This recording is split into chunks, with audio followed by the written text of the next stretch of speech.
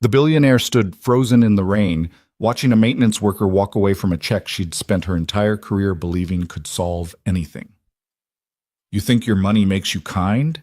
Evan Brooks had said, his voice steady as granite. "Lady, I gave up that seat because she looked tired, not because I wanted someone to fix my life." In 30 years of building an empire, Claire Whitman had never been refused. She'd never been seen so clearly or felt so utterly small. If you want to know how a single subway seat exposed the lie at the heart of wealth and the truth about human dignity, stay with me until the very end. Hit that like button and drop a comment telling me which city you're watching from. I want to see just how far this story travels. The Monday morning subway pulled into Chambers Street Station at exactly 7:47 a.m., 3 minutes behind schedule. Evan Brooks felt his daughter's small hand tighten around his fingers as the crowd surged forward, bodies pressing against bodies in that particular New York choreography that turned strangers into reluctant dance partners. "Daddy, it's so squished," Maya whispered, her 7-year-old voice barely audible above the screech of brakes and the automated announcement crackling through speakers that hadn't been replaced since the 90s. "I know, sweetheart. Just hold on tight." Evan maneuvered them toward the back of the car, one hand gripping the overhead rail, the other never releasing his daughter's grip. His work boots, steel-toed and scuffed from years of use, found purchase on the grimy floor. His maintenance uniform, navy blue with Metropolitan Building Services stitched in faded yellow across the back, marked him as invisible to most of the commuters buried in their phones and morning newspapers. They found a seat near the doors, Maya climbing onto his lap because there wasn't room for both of them to sit side by side. Her backpack, purple with a cartoon astronaut that she'd picked out herself last September, pressed against his chest as she settled in. "Remember what we talked about?" Evan asked, brushing a strand of dark hair from her forehead. She had her mother's hair, thick, almost black, with a slight wave that became unmanageable in humidity. Every time he looked at it, he saw Sarah. "Be good at after school. Don't argue with Marcus even when he's being dumb. Eat all my vegetables, even the green beans. The green beans are important. They taste like wet grass, Daddy. Wet grass that makes you strong." He kissed the top of her head. "Mrs. Patterson is picking you up at 3. I should be home by 6 if the boiler at the Lexington building doesn't give me trouble again." The train lurched forward, and Maya grabbed his shirt for balance. 3 more stops until her school. 2 more after that until his first job site of the day.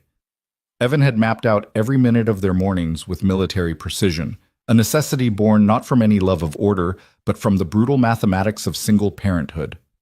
The doors opened at Park Place, and a fresh wave of commuters pushed in. Evan watched them absently. The young professionals with their earbuds and expensive coffee cups, the construction workers in boots even more worn than his own, the students with backpacks heavy enough to cause future chiropractor visits, each one carrying their own invisible weight through another ordinary day. Then he saw her. She boarded last, just as the doors began their warning chime. A woman in her mid-50s, maybe early 60s, though something about her posture suggested a body that had been pushed past its limits for too long. She wore a gray coat that looked expensive but wrinkled, as if she'd slept in it. Her hair, silver-streaked and pulled back in a hasty ponot that was coming undone, framed a face that might have been beautiful once, but now carried the particular exhaustion of someone fighting battles no one else could see. No one offered her a seat. The young man in the expensive suit didn't look up from his phone. The woman with the yoga mat tucked under her arm stared straight ahead with practiced disinterest. The teenager with headphones large enough to block out the apocalypse bobbed his head to whatever beat was pounding through them. Evan was already standing before he'd consciously decided to move. His body simply responded to an equation that had never required thought. Someone tired, no seat. He had one. "Ma'am." He gestured toward the empty space, lifting Maya and settling her on his hip in one fluid motion. "Please." The woman blinked at him. Up close he could see that her eyes were red-rimmed, that her hands trembled slightly as they gripped the strap of her bag. She looked like someone who had been crying recently, or who was fighting very hard not to. "Oh, I couldn't." "It's fine, really. She's light." Evan bounced Maya gently, earning a giggle. "Go ahead." The woman hesitated for another moment, something flickering across her face that he couldn't quite read. Then she sat, her body folding into the seat, with the particular relief of someone who hadn't realized how badly they needed to rest until they finally could. "Thank you," she said quietly. "That's very kind." Evan nodded once, already turning his attention back to Maya, who was trying to count how many stops were displayed on the electronic sign above the doors. He didn't notice the woman watching him. He didn't see the way her eyes tracked his movements, the casual competence with which he balanced his daughter, the gentle patience as he helped Maya sound out the station names, the complete absence of any expectation that his small act of courtesy should be noticed or rewarded. She watched him for 3 stops, until the doors opened at the station near Maya's school and he carried his daughter off the train without a backward glance. Claire Whitman had been crying since 4 a.m. Not the dignified tears of a woman who had spent 30 years building an empire and learning to control every aspect of her emotional expression. These were the ugly tears, the kind that left mascara tracks and swollen eyes, and that particular rawness in the throat that made swallowing feel like work. Her brother Daniel had called at 3:47 a.m. with news she'd been expecting for months, but somehow still wasn't prepared to receive. Their mother, Eleanor Whitman, the woman who had raised 2 children alone after their father's death, who had worked 3 jobs so Claire could go to college, who had never once complained about the sacrifices she'd made, was gone. "It was peaceful," Daniel had said, his voice breaking over the phone line. "She just went in her sleep. The nurse said she was comfortable. She never woke up." Claire had thanked him. She'd promised to handle the arrangements because that's what Claire did. She handled things. She'd built a company valued at over $4 billion on her ability to handle things that would break other people. Then she'd sat on the edge of her bed in her penthouse apartment overlooking Central Park and cried until her body ached. She didn't know why she'd taken the subway this morning. Her driver, Marcus, had been waiting in the garage as always. Her schedule was packed: meetings about the quarterly reports, a call with investors in Shanghai, the endless administrative machinery that kept Whitman Industries running. But she'd walked right past the black Mercedes and kept going. Down into the station she hadn't entered in probably 20 years, through the turnstile with a MetroCard she'd had to buy from the machine because she didn't own one, into a crowd of strangers who had no idea who she was or what she'd lost. The anonymity had felt like a gift. No assistants asking if she needed anything. No board members watching her for signs of weakness. No one who knew that Eleanor Whitman had died, that the woman who had given Claire everything was now simply gone. And then a man in a maintenance uniform had given her his seat, not because he knew she was grieving, not because he recognized her face from the magazine covers and business profiles, not because he wanted anything from her, a connection, a favor, a story to tell.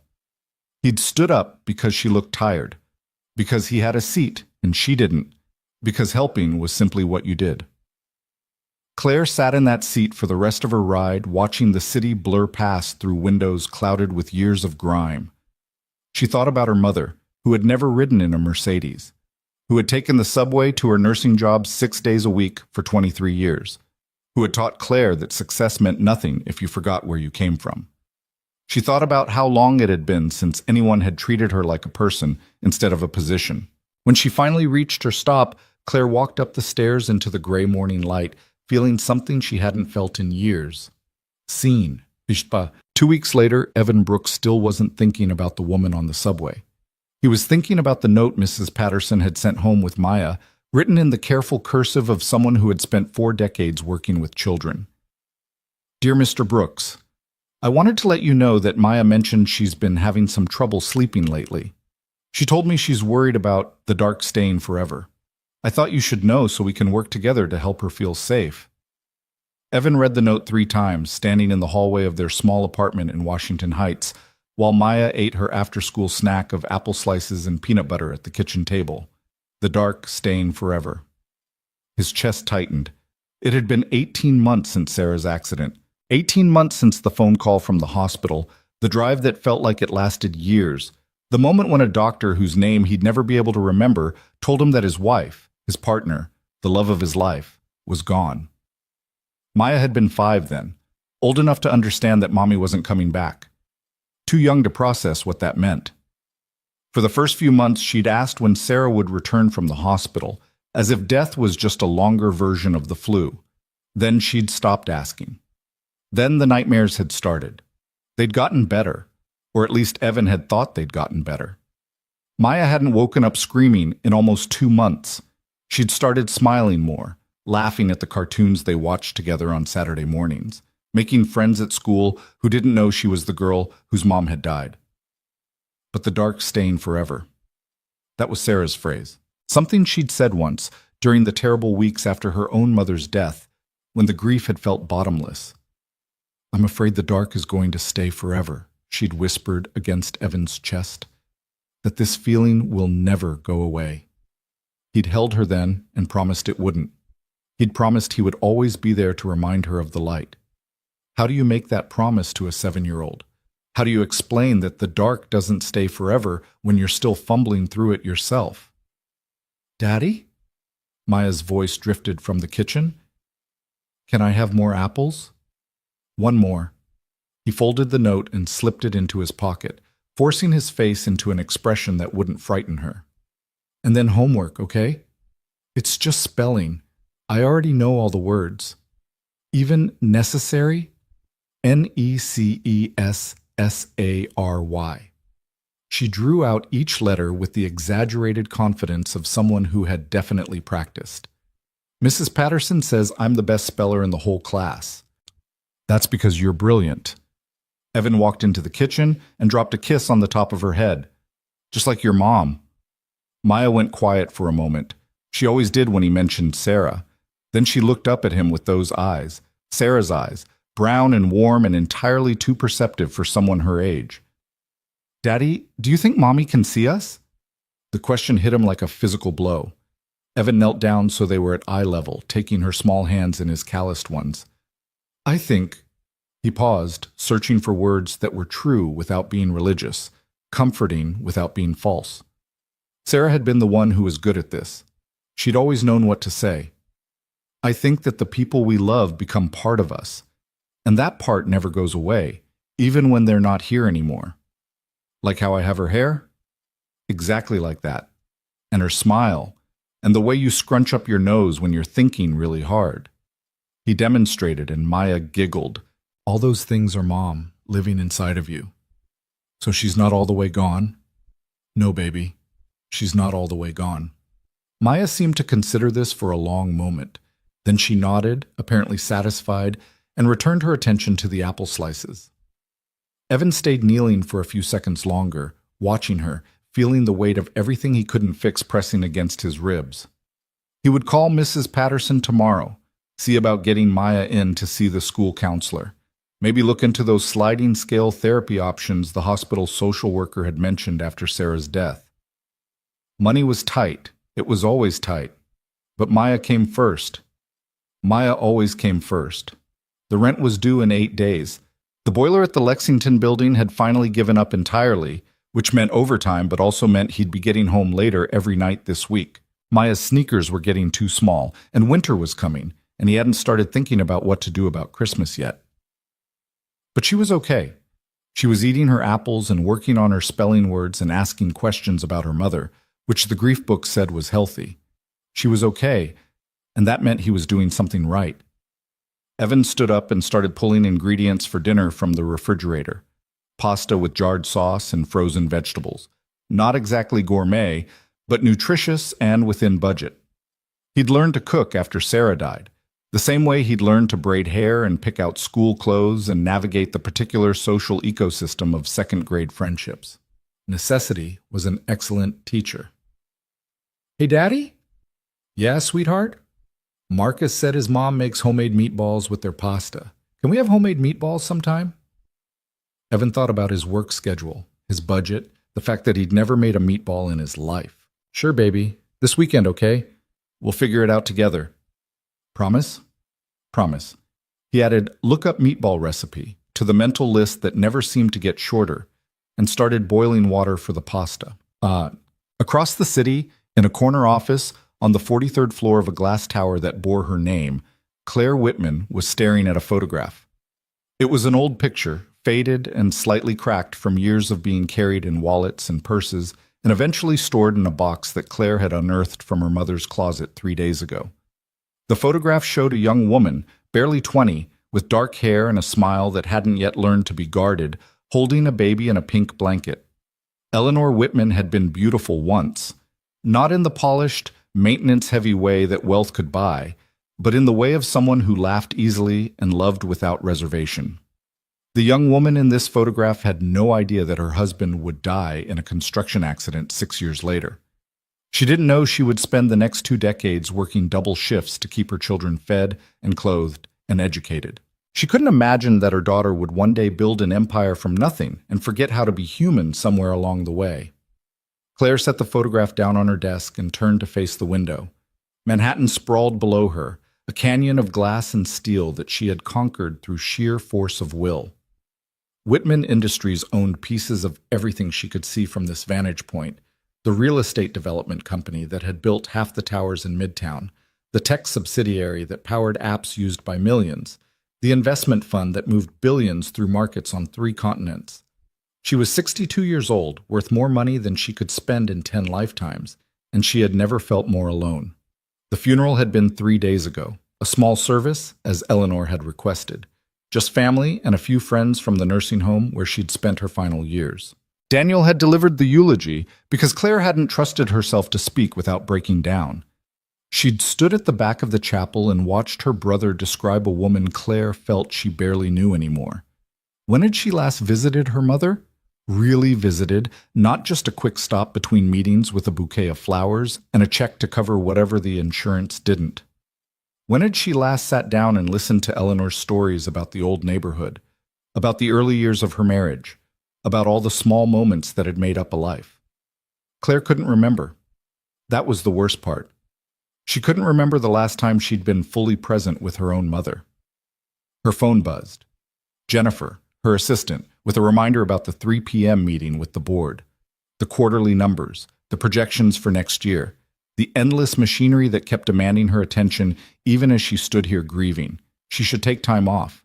That's what her therapist would say if she'd seen her therapist in the past 6 months. That's what Daniel had suggested gently at the reception after the funeral. Take some time, Claire. The company will survive without you for a few weeks. But would she survive? That was the question Claire couldn't answer. Work was the only thing that made sense. Work was the only place where her power meant something, where she could control outcomes and predict results and measure success in numbers that didn't lie.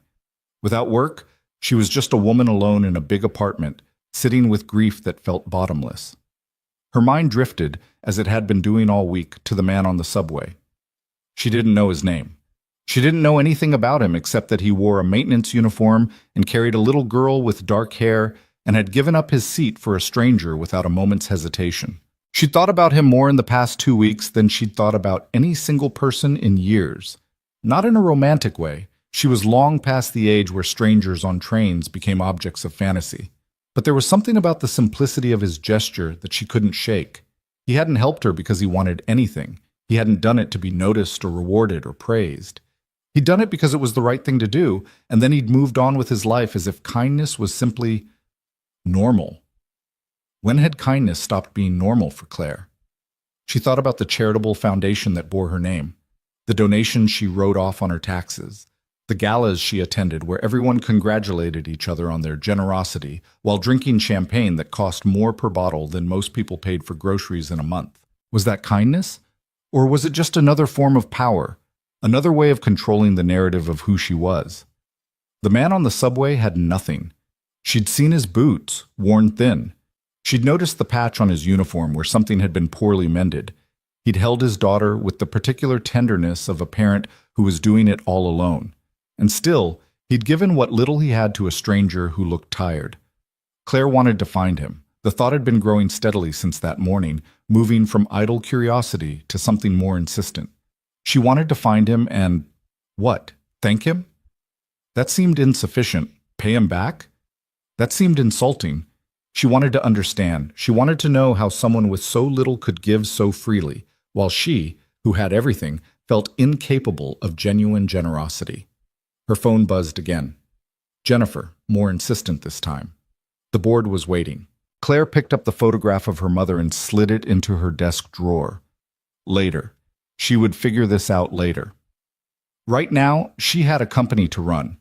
But even as she walked toward the conference room, even as she arranged her face into the mask of competent authority that her board expected, she couldn't stop thinking about that moment. A crowded train, a tired woman, a man in a maintenance uniform who had stood up without being asked. She was going to find him. She didn't know why yet, but she was going to find him. The next 2 weeks passed in the blur that Evan had come to accept as the normal rhythm of his life. Work, Maya, sleep, repeat. The Lexington building boiler had been replaced with a temperamental beast that required constant attention, which meant 12-hour days and coming home to a daughter already in bed more often than he liked. Mrs. Patterson had been understanding, staying late with Maya when his schedule demanded it, accepting the extra money he pressed into her hands even when she tried to refuse.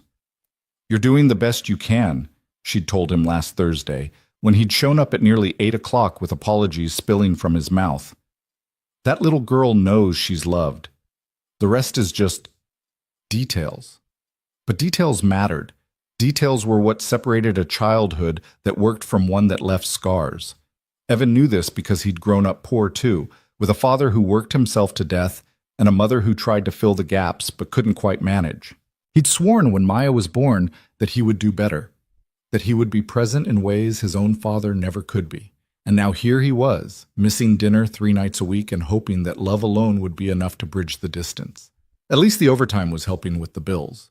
He'd managed to catch up on the electric bill, set aside a little for Maya's new sneakers, even started thinking about Christmas. Maybe a real tree this year, instead of the small artificial one they'd used since Sarah died. Maya deserved a real tree. She deserved a lot of things he couldn't afford to give her. "You're working too hard," said Victor, the super at the Lexington building, watching Evan curse at a pipe fitting that refused to cooperate. Victor was 63, had been doing building maintenance since before Evan was born, and had appointed himself something of a mentor since Evan had joined the company last year. "You keep this up, you're going to burn out before you hit 40. Can't afford to burn out." Evan gave the fitting another wrench. The pipe groaned but held. "Got rent to pay." "Got a daughter to raise too. Hard to do that from a hospital bed." "Victor, I appreciate the concern, but I know, you're fine, you're always fine." The older man handed Evan a different wrench, watching with the patient expertise of someone who had made every mistake and learned from most of them. "I was you once. Worked 60, 70 hours a week. Thought I was providing for my family. You know what my kids remember about their childhood?" Evan didn't answer. He knew where this was going. "They remember me not being there, all that money I was making, all those extra shifts. They don't remember any of that. They remember the baseball games I missed, the school plays I couldn't get to, the dinners I wasn't home for." Victor shook his head. "I'm not telling you how to live your life. Just saying, the overtime doesn't mean anything if you're not around to spend it." The fitting finally gave way, and Evan felt the small satisfaction of a problem solved. He wiped his hands on his pants and straightened up, his back protesting the movement. "Maya knows I'm doing this for her," he said. "Does she? Or does she just know Daddy's never home?" It was a fair question, one Evan didn't have a good answer to. What? 3 floors above them, in the building management office, a woman named Patricia Weiss was on the phone with a private investigator. Patricia was the executive assistant to one of the building's major investors, a silent partner who owned significant shares in 6 commercial properties across Manhattan. She'd been making calls like this all morning, trying to locate a specific maintenance worker based on a description that was frustratingly vague. Male, late 30s, dark hair, maintenance uniform for Metropolitan Building Services. He has a daughter, maybe 6 or 7 years old, dark hair as well. The investigator on the other end of the line sighed. "Ma'am, that describes about 2,000 guys in this city. He takes the subway, the Chambers Street station Monday mornings. Still pretty broad. Look, I know it's not much to go on, but this is important." Patricia glanced at her notes, instructions passed down from the very top. "Money is no object. I need a name and address, anything you can find. I'll do what I can. But you might want to tell your employer that finding one maintenance worker in New York City is like finding a needle in a haystack the size of Brooklyn. Patricia thanked him and hung up. She'd pass along the message, but she already knew what the response would be. Claire Whitman didn't accept impossible as an answer. Claire Whitman had built her entire career on doing things other people said couldn't be done. If she wanted to find this man, she would find him. Patricia just hoped that when she did, whatever she had planned wouldn't blow up in everyone's faces. Evan didn't find out he was being watched until 2 days later, when a coworker mentioned that someone had been asking questions. "Some lady, real professional type," said Marcus, who worked on the building's HVAC system and knew everyone's business. "Came by yesterday asking about guys with kids. Said she was from some kind of foundation, wanted to set up scholarships or something." "Scholarships?" "That's what she said, looking to help out single parents in blue-collar jobs. Sounds too good to be true if you ask me." It did sound too good to be true. Evan had learned early that things that sounded too good to be true usually were. You didn't grow up poor in this city without developing a healthy suspicion of people offering help with no strings attached. "What'd you tell her?" Marcus shrugged. "Told her I don't know, nobody fits that description." "Which is technically true, since I don't know your business, and I ain't about to start sharing it with strangers." "I appreciate that." "Hey, we look out for each other, right?" Marcus clapped him on the shoulder. "But if there is some scholarship money floating around, you should probably figure out what's what. Could be legit. Stranger things have happened." Evan nodded, but his mind was elsewhere. A woman asking questions, looking for single fathers with kids. It couldn't be connected to him specifically. There was no reason anyone would be searching for him, but something about it made him uneasy. He'd learned to trust his instincts. They'd kept him out of trouble more times than he could count. Right now they were telling him that something was off. But what could he do about it? He didn't know who this woman was or what she wanted. He couldn't exactly hide. He had a job to do, bills to pay, a daughter to raise. All he could do was keep his head down and hope whatever it was passed by without touching him. Claire found him on a Thursday morning. She hadn't meant to find him that way, sitting in the back of her Mercedes, being driven to a meeting she didn't want to attend, when she glanced out the window at a work crew on the sidewalk and saw him. He was different in daylight, without his daughter. Older than she'd remembered, the lines around his eyes more visible, his shoulders carrying a weight that hadn't been as obvious on the subway. He was bent over some kind of equipment, talking to an older man who seemed to be giving him instructions. "Stop the car," Claire said, the words leaving her mouth before she'd decided to speak them. "Ma'am?" "Stop the car, Marcus. Right here." The Mercedes slid to the curb, drawing a few curious glances from pedestrians. Claire sat for a moment, watching the man through the tinted window. He hadn't noticed the car. He was focused entirely on his work, his movements efficient and practiced. What was she doing? She'd spent 2 weeks trying to find this man, and now that she had no idea what to say. "Excuse me, you gave me your seat on the subway and I can't stop thinking about it," sounded unhinged. "I'm a billionaire who wants to help you," sounded worse. She thought about her mother, about Eleanor Whitman, who had never hesitated to help someone in need, who had given money they couldn't afford to spare to neighbors who were struggling, who had taught Claire that community meant looking out for each other. "You don't help people because you expect something back," Eleanor had said once, when Claire was a teenager and already calculating the transactional value of everything. "You help people because it's the right thing to do. The helping is the reward." Claire had nodded and immediately forgotten the lesson. She'd spent the next 40 years treating generosity as a strategy, charity as a tax benefit, kindness as a tool for building influence. And now here she was, watching a man who understood something she'd lost along the way. She opened the car door and stepped out onto the sidewalk. Evan saw the expensive car first, a black Mercedes that probably cost more than he'd make in a decade. Then he saw the woman emerging from it, and for a moment he didn't recognize her. She was dressed differently than she'd been on the subway. Elegant now, in a way that spoke of money and power and careful attention to image.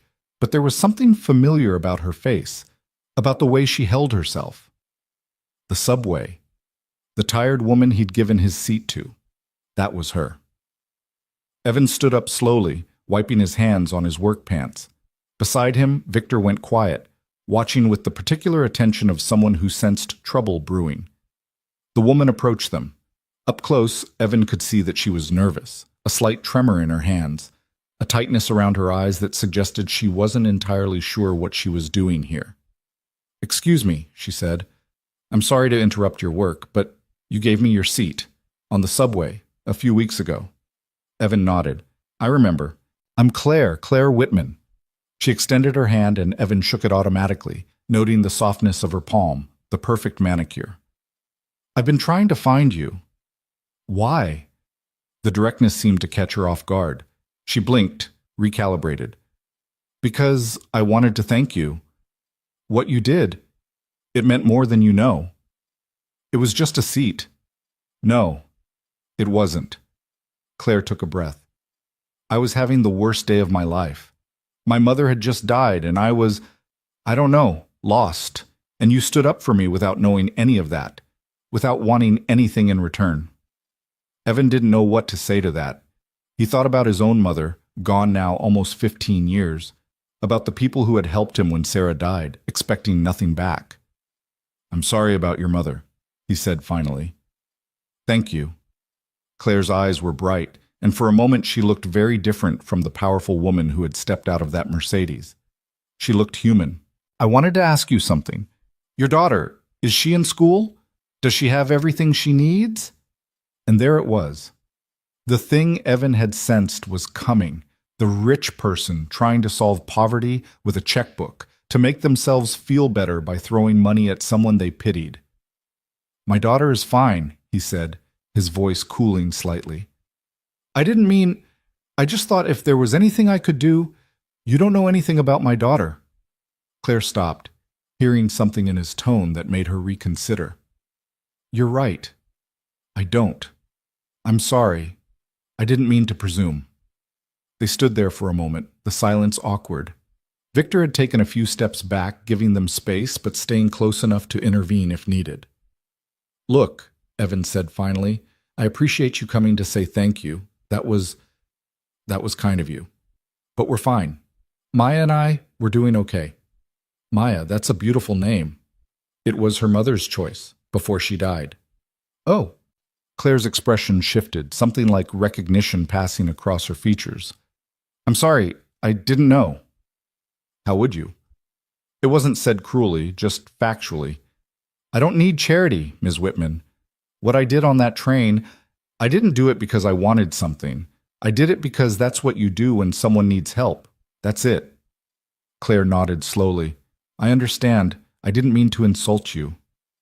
"You didn't." Evan softened slightly. You don't know me, and you can't fix what I'm going through by writing a check. No one can." "Then what can I do?" It was such an honest question, so unexpected, from a woman who clearly wasn't used to being told no. Evan thought about it for a moment. "Nothing," he said. "Some things can't be fixed by other people. They just have to be lived through." He picked up his tools and turned back to his work. Behind him, he heard the Mercedes door open and close, heard the car pull away from the curb. He didn't look back. Asanissim.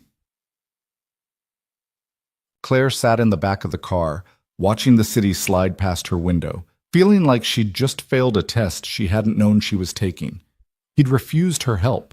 Not angrily, not cruelly, just simply. He didn't need charity. He was doing okay. And somehow that made her want to help him more. She thought about what he'd said.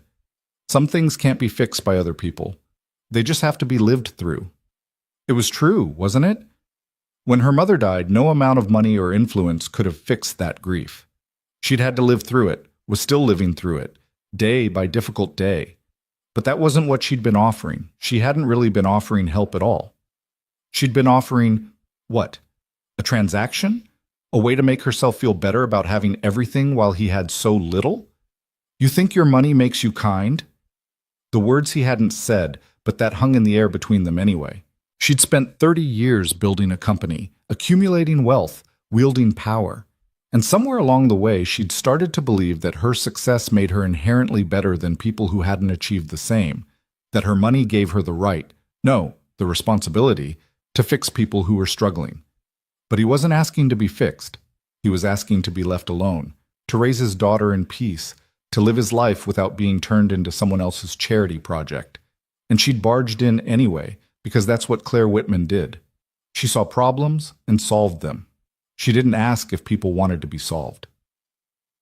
"Marcus," she said quietly. "Yes, ma'am?" "What do you think makes someone kind? Really kind, not just performing kindness." Her driver was silent for a moment, considering. He'd worked for her for 15 years, long enough to know that she didn't ask questions like this often. When she did, she wanted real answers. "I think kindness is doing good things when nobody's watching," he said finally. "When you don't get credit for it. When it costs you something and you do it anyway, just because it's right." Claire nodded slowly. "That man on the subway. He didn't know who I was. He didn't expect anything from me. He just saw someone tired and gave up his seat." "Sounds about right." "I've donated millions to charity. I've built foundations, funded scholarships, written checks that would make most people's eyes water. And I've never once done something that simple, that pure." Marcus didn't say anything. He didn't need to. The silence said enough. Claire pulled out her phone and canceled her morning meetings. She wasn't ready to face the board, the investors, the endless machinery of her empire. Not today. Today, she needed to think about who she'd become and whether it was too late to change. That night, Evan sat on the edge of Maya's bed, watching her drift off to sleep. Her breathing had evened out, her face relaxed into the particular peace of childhood. He thought about the woman from the subway, Claire Whitman. Even in his exhaustion, he'd recognized the name. You didn't work in commercial real estate, even at his level, without knowing who owned what. Her company had holdings everywhere. She was worth billions. And she'd tracked him down to offer him what? Money? A job? A chance to feel like she'd done something good? He didn't blame her exactly. He'd met people like that before. Wealthy and well-meaning, unable to understand that poverty wasn't always a problem waiting to be solved. Sometimes it was just a life being lived. Sometimes the people in it weren't looking for rescue. Maya turned in her sleep, one hand reaching out as if searching for something. Evan placed his palm against hers, felt her small fingers curl around his own. This was what mattered. Not money, not status, not the approval of billionaires who couldn't understand why he'd refused their help. This moment, in this room, with this child who depended on him for everything. Sarah would have known what to say about all of this. She'd always been better with people, better at reading situations, better at navigating the complicated territory between pride and pragmatism. She would have found a way to turn Claire Whitman's offer into something that worked for everyone. But Sarah was gone, and Evan was here, doing the best he could with the tools he had. He kissed Maya's forehead, turned off the lamp, and went to the kitchen to figure out how to make meatballs. The next morning, Claire Whitman sat in her office before dawn, reading everything she could find about a maintenance worker named Evan Brooks. It wasn't hard. Once she had a name, her resources made the rest simple. His employment history, his address in Washington Heights, the newspaper clipping about his wife's accident 18 months ago. A drunk driver, a rain-slicked road, a young mother who never came home. Sarah Brooks had been a teacher, 3rd grade at a public school in the Bronx. The obituary described her as beloved by students and colleagues alike, a dedicated educator who believed every child deserved the chance to succeed. She'd been 34 years old. Claire set down the papers and stared out the window at a city just beginning to wake up. Evan Brooks wasn't a problem to be solved. He was a man who had lost his wife and was raising his daughter alone, doing honest work and asking nothing from anyone. He hadn't given up that seat because he wanted recognition. He'd done it because that's who he was. Because helping people was as natural to him as breathing. What did that say about her, that she found his simple kindness so remarkable? What did it say about the world she'd built around herself? Her phone buzzed. Jennifer, with the first reminder of the day. Board meeting in 2 hours. The quarterly numbers. The endless machinery. Claire ignored it. For the first time in as long as she could remember, she ignored the work waiting for her and let herself sit with the uncomfortable truth she'd been avoiding. She'd become someone her mother wouldn't recognize, someone who measured worth in dollars and kindness in tax deductions, someone who couldn't imagine giving without expecting something in return. She didn't want to be that person anymore. The question was, how did you become someone different when you'd spent your whole life becoming exactly who you were? Evan didn't see Claire Whitman again for almost a month. He went to work, came home, raised his daughter, lived his life. The encounter faded into memory, filed away as one of those strange things that happen sometimes in a city of 8 million people. Then one afternoon, coming home from work earlier than usual because Victor had insisted he take an afternoon off, he found a letter in his mailbox. It was handwritten on expensive stationery, addressed simply to Mr. Evan Brooks. No return address. Mr. Brooks, I owe you an apology. When we spoke outside your workplace, I made assumptions about your life and what you needed. I treated your kindness as a problem to be solved, and in doing so, I reduced you to an object of charity rather than recognizing you as the remarkable person you clearly are. I've spent a lot of time thinking about that conversation, about what you said, that some things can't be fixed by other people. They just have to be lived through. It's the truest thing anyone has told me in years. My mother passed away recently. She was the last person who knew me before I became this, before I forgot how to be kind without wanting something in return.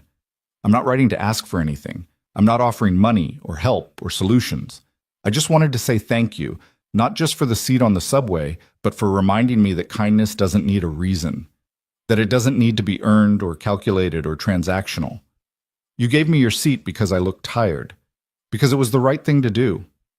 And in that simple act, you showed me something I'd lost sight of a long time ago. I hope you and Maya are well. I hope you know that what you're doing, raising her alone, working hard, showing up every day, is more meaningful than anything I've accomplished with all my money and power. With gratitude and respect, Claire Whitman. Evan read the letter twice. Then he folded it carefully and put it in his pocket. He didn't know what to make of it. Part of him was still suspicious. 30 years of wealth didn't change overnight because of one conversation with a maintenance worker. But another part of him recognized something genuine in the words, something that felt like actual growth. Maybe people could change. Maybe it wasn't too late for anyone. Or maybe this was just another rich person feeling guilty and wanting absolution. He'd seen that before too. Either way, it wasn't his problem to solve. He had dinner to make and homework to help with, and a little girl who was waiting for him to come home. He climbed the stairs to his apartment, left Claire Whitman's letter on the counter, and started teaching Maya how to shape meatballs with her hands. The meatballs turned out better than Evan expected. Maya had shaped them with the serious concentration of a surgeon, her small hands pressing the mixture of beef, breadcrumbs, and egg into imperfect spheres that somehow held together when they hit the pan.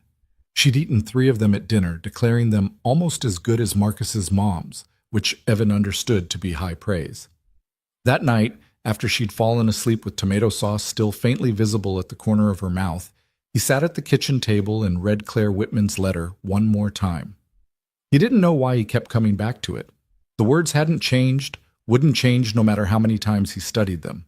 But there was something in the handwriting, slightly uneven, as if she'd written quickly before she could talk herself out of it, that made him believe she meant what she said. Or maybe he just wanted to believe it.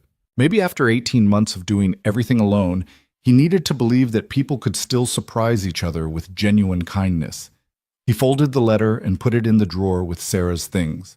The wedding photos he couldn't look at yet. The birthday cards she'd saved from every year of Maya's life. The small box of jewelry that would someday belong to their daughter. Claire's letter didn't belong there, not really, but it felt like the right place for something he wasn't ready to throw away but didn't know what to do with. The weeks that followed settled into their familiar rhythm. Work, Maya, sleep. The Lexington building boiler behaved itself for a change, and Evan found himself getting home at reasonable hours more often than not. Maya's nightmares had faded to occasional bad dreams, manageable with a glass of water and a few minutes of sitting together in the dark. Mrs. Patterson reported that she was doing well in school, making friends, participating in class, normal. They were becoming something like normal.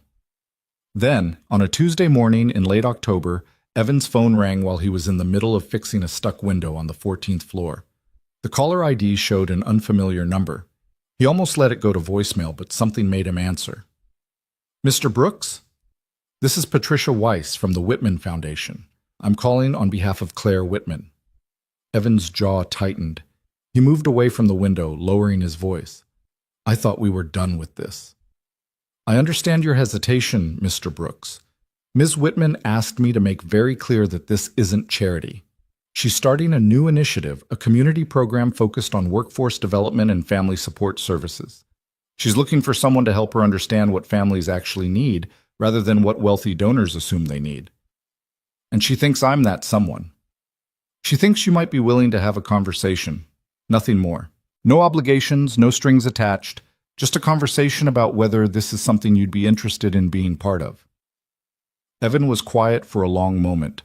Through the window, he could see the city sprawling below, millions of people living their lives, most of them invisible to the wealthy few who shaped their world from glass towers. "I'm not a consultant," he said finally. "I fix things. That's what I do." Ms. Whitman is aware of that. She believes that's exactly why you might be valuable. You understand problems from the ground level, not the boardroom. And what would this conversation involve? Coffee, somewhere public, at your convenience. Ms. Whitman will come to you. She wants to hear your thoughts, that's all. If you decide it's not for you, she'll respect that completely. Evan thought about Maya, about the bills that never seemed to stop coming, about the future he was trying to build on a maintenance worker's salary. He thought about Sarah, who had dedicated her life to helping kids who had less than they deserved. "One conversation," he said. "That's it. If I don't like what I hear, I walk away." "Understood. Would Saturday morning work? There's a coffee shop near your apartment on 181st Street. He almost asked how she knew where he lived, then decided it didn't matter. Claire Whitman had resources. Of course she knew. "Saturday at 9, he said. "I'll be there." The coffee shop was called Elena's, a small Dominican place that had been on the corner since before Evan moved to the neighborhood. It served café con leche strong enough to wake the dead and pastries that Maya loved, but they could rarely afford. Evan arrived at 8:45, ordered his coffee, and took a seat at a table near the window where he could watch the door. Claire Whitman arrived at exactly 9 o'clock. She was dressed more casually than he'd seen her before. Dark jeans, a simple sweater, a coat that probably cost more than his rent, but didn't scream wealth the way her previous outfit had. She looked around the shop with the uncertain expression of someone who had rarely waited for anyone in her life. He raised his hand, and she spotted him. For a moment she seemed almost nervous, hesitating at the door before crossing to his table. "Thank you for meeting me," she said, sliding into the seat across from him. "I wasn't sure you would." "I almost didn't." A server approached, and Claire ordered black coffee without looking at the menu. Evan noticed that she made eye contact with the young woman, said please and thank you. Small things, but things he'd learned to pay attention to. "So," he said, once they were alone again, "your assistant mentioned a program." "It's more than a program. Or at least, I want it to be." Claire wrapped her hands around the coffee cup the server had brought, warming herself. "After our conversation, I did a lot of thinking about the way I've tried to help people in the past and why it never felt right. Because you were doing it from up there." Evan gestured vaguely upward. "Making decisions about what people needed without asking them first." "Exactly. The Whitman Foundation has given away hundreds of millions of dollars over the years. We've built community centers and funded scholarships and written checks to every worthy cause you can imagine. And you know what difference it's made?" Evan waited. "Some. Not enough. Not nearly enough." Claire shook her head. "The problems are still there. The families are still struggling. We throw money at symptoms and pat ourselves on the back while the diseases keep spreading. So what's different about this program? I want to build something from the ground up, something designed by people who actually live the struggles it's trying to address. Not me sitting in a boardroom deciding what poor people need, but actual community members creating solutions that work for their own communities." Evan took a sip of his coffee, studying her over the rim. "That sounds good in theory, but you're still the one with the money. At the end of the day, you're still the one making the final decisions." "What if I wasn't?" "What do you mean?" Claire leaned forward, her eyes intense. "What if I set up a foundation with real community control? A board made up of people from the neighborhoods we're trying to serve, with the authority to make decisions about how funds are allocated? What if my role was just to provide resources and then step back?" "You'd never do that," Evan said flatly. "Why not?" "Because that's not how people like you operate. You didn't build a $1 billion company by giving up control. Claire was quiet for a moment. When she spoke again, her voice was softer. You're right. That is how I've operated. My whole life I've believed that success meant control. That if I wanted something done right, I had to do it myself. And now? Now I'm 62 years old and my mother just died, and I'm starting to realize that all the control in the world hasn't made me happy. It hasn't made me kind. It hasn't made me the person she raised me to be. She reached into her bag and pulled out a photograph, sliding it across the table. It was the same picture Evan had seen on the news occasionally. Eleanor Whitman, the woman who had raised 2 children alone and worked her whole life so her daughter could succeed. She took the subway to work every day for 23 years, Claire said. She never complained about it, never felt like it was beneath her. She just lived her life and helped people when she could, and didn't expect anything in return. Evan looked at the photograph. The young woman in it bore little resemblance to the billionaire sitting across from him, but he could see echoes of her in the shape of the face, the determined set of the jaw. When you gave me your seat that day, Claire continued, you reminded me of her, of who I was before I became this. She gestured at herself, at the expensive clothes, at everything she represented. I don't know if I can change, but I want to try. And I thought maybe someone like you could help me figure out how. Evan sat back in his chair, processing. It was a lot to take in. A billionaire sitting in a Dominican coffee shop, asking a maintenance worker to help her become a better person. What exactly would you want me to do? I want you to be honest with me, to tell me when I'm being condescending or tone deaf or just plain wrong, to help me understand what families like yours actually need, not what I imagine they need from my penthouse apartment. And in exchange, a salary, a real one, not charity. You'd be doing work that matters, and you'd be compensated fairly for it. I already have a job. I know. This wouldn't have to be full-time, at least not at first, a few hours a week consulting on program design. If it works out, if you want to do more, we can talk about that. But I'm not asking you to give up your current work. Evan thought about Maya, about the sneakers she needed, about the Christmas he wanted to give her. He thought about Sarah, who had spent her life trying to help kids who had less than they deserved. I need to think about it, he said finally. Of course. Take all the time you need. Claire stood, leaving money on the table for both their coffees. Thank you for listening. Whatever you decide, I'm grateful you gave me this chance. She walked toward the door, then paused and turned back. Mr. Brooks? Evan? He looked up. For what it's worth, I meant what I wrote in that letter. What you're doing, raising your daughter alone, showing up every day, being the kind of person who gives up his seat for a stranger. That matters more than anything I've accomplished. I just wanted you to know that I see it. She left before he could respond. Evan sat in the coffee shop for another hour, watching the neighborhood wake up around him. Mothers pushing strollers, old men arguing about baseball, kids on their way to weekend activities. His community, the place he'd chosen to raise his daughter. He thought about what Claire was offering. Not charity, she'd been clear about that, but partnership. A chance to actually change things, to help design programs that might make a real difference for families like his. It sounded idealistic, probably naive. Rich people didn't really give up control no matter what they said in coffee shops. And yet there had been something in her eyes, something that looked like genuine hunger, not for power or profit, but for meaning, for connection, for the chance to be more than the sum of her bank accounts. Maybe she would fail. Maybe she'd revert to type the moment things got difficult. But maybe, just maybe, she was telling the truth. Maybe she really did want to change. And if she was willing to try, didn't he owe it to himself, to Maya, to Sarah's memory, to at least give her the chance?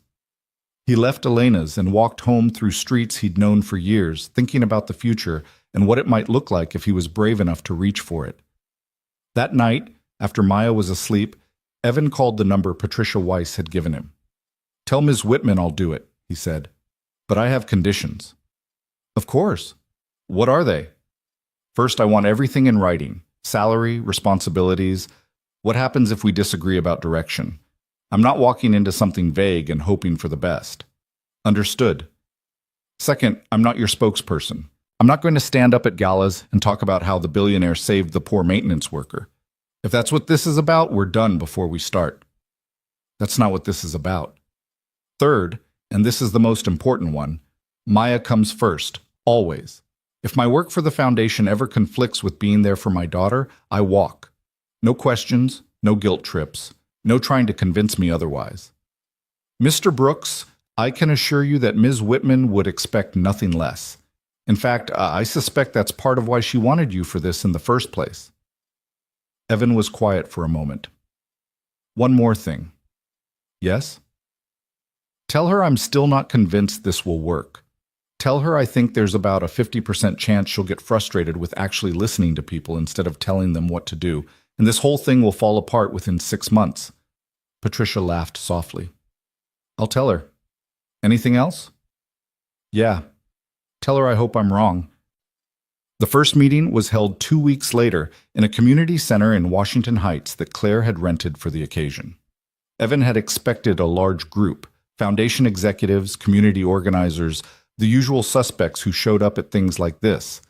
Instead, there were only 5 people in the room: Claire, Evan, Patricia, and 2 women from the neighborhood who ran a small nonprofit focused on after-school programs for low-income kids. Their names were Rosa Gutierrez and Angela Washington. They'd been doing this work for 15 years on a shoestring budget, and they looked at Claire with the kind of skeptical patience that came from watching too many wealthy saviors come and go. So, Rosa said after the introductions were done, what makes this different from every other rich person who wanted to help us? Claire glanced at Evan, then back at Rosa. I don't know that it is different. Not yet.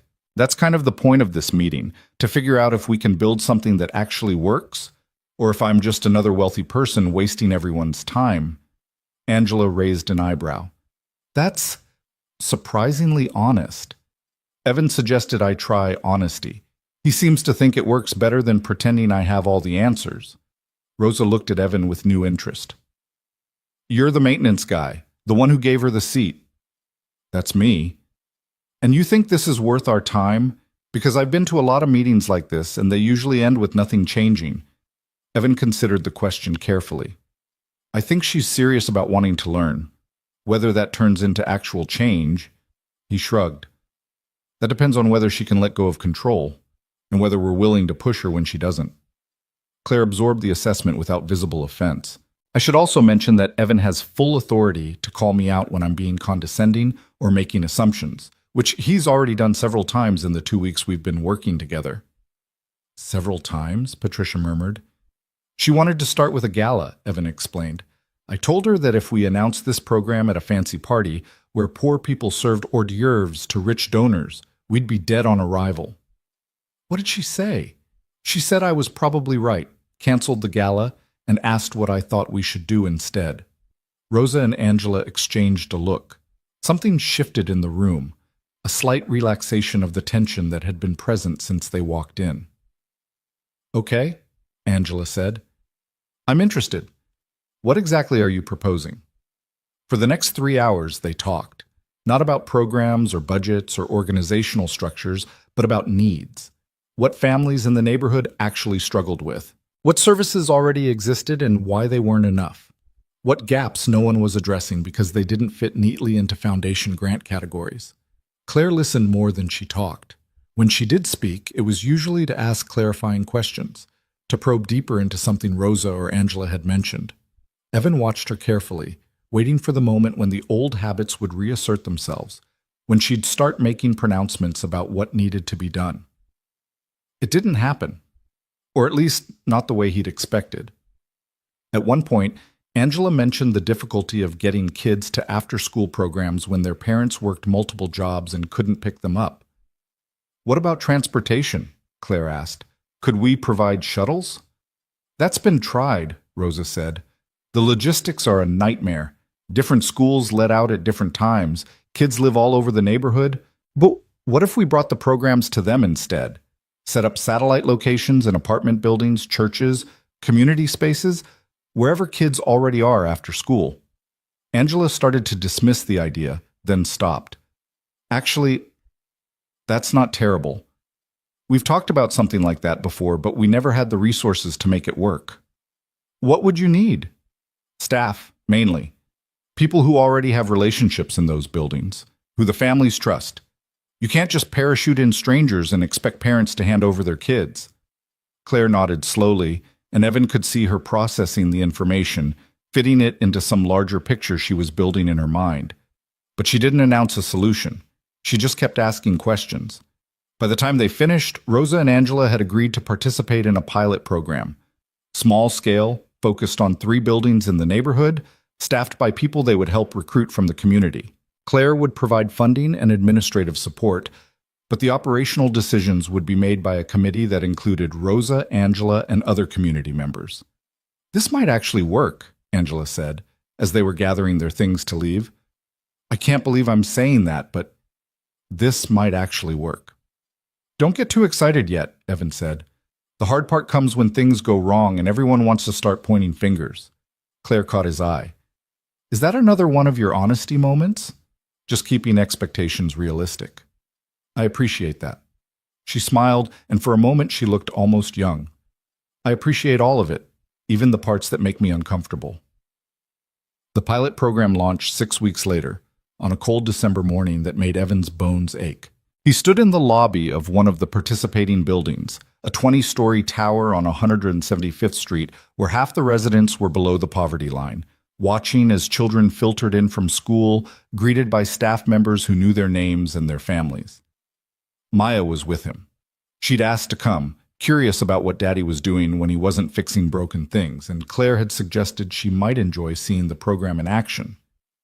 "Is this where you work now?" Maya asked, watching a group of kids settle around a table for homework help. "Sort of. I'm helping some people figure out how to make it work better." "Like how you fix the boilers?" Evan smiled. "Kind of. Except instead of machines, we're trying to fix systems, ways of doing things that aren't working the way they should." Maya considered this with the gravity of a 7-year-old confronting a philosophical problem. "That sounds harder than boilers." "It is. But it's important." Claire appeared at his elbow, having finished a conversation with one of the site coordinators. "Maya, right? I've heard a lot about you." Maya looked up at her with frank curiosity. "You're the lady from the subway." "That's right. Your dad was very kind to me that day." "He's kind to everyone. Mom said it's because he has a big heart, even though hearts are all the same size, really." Claire's expression softened. "Your mom sounds like she was very smart." "She was. She was a teacher." Maya said it with the particular pride of a child who has been told this many times. "She helped kids learn to read." "That's wonderful. Reading is one of the most important things anyone can learn." "Dad reads to me every night. We're doing Charlotte's Web right now. It's sad, but also good." "That was one of my favorites when I was your age." Evan watched the exchange, feeling something shift in his chest. Claire wasn't performing kindness for an audience. She was just talking to his daughter. Like a normal person. Like someone who remembered what it was like to be a child reading Charlotte's Web and feeling sad and good at the same time.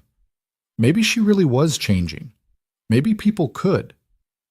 The first real crisis came 3 weeks into the pilot, when a conflict erupted between 2 of the site coordinators about how to handle discipline issues. One believed in strict consequences for misbehavior. The other advocated for restorative approaches that focused on understanding why kids acted out. The disagreement escalated quickly, with both coordinators threatening to quit if the other's approach was adopted. Rosa and Angela were caught in the middle, trying to mediate but making little progress.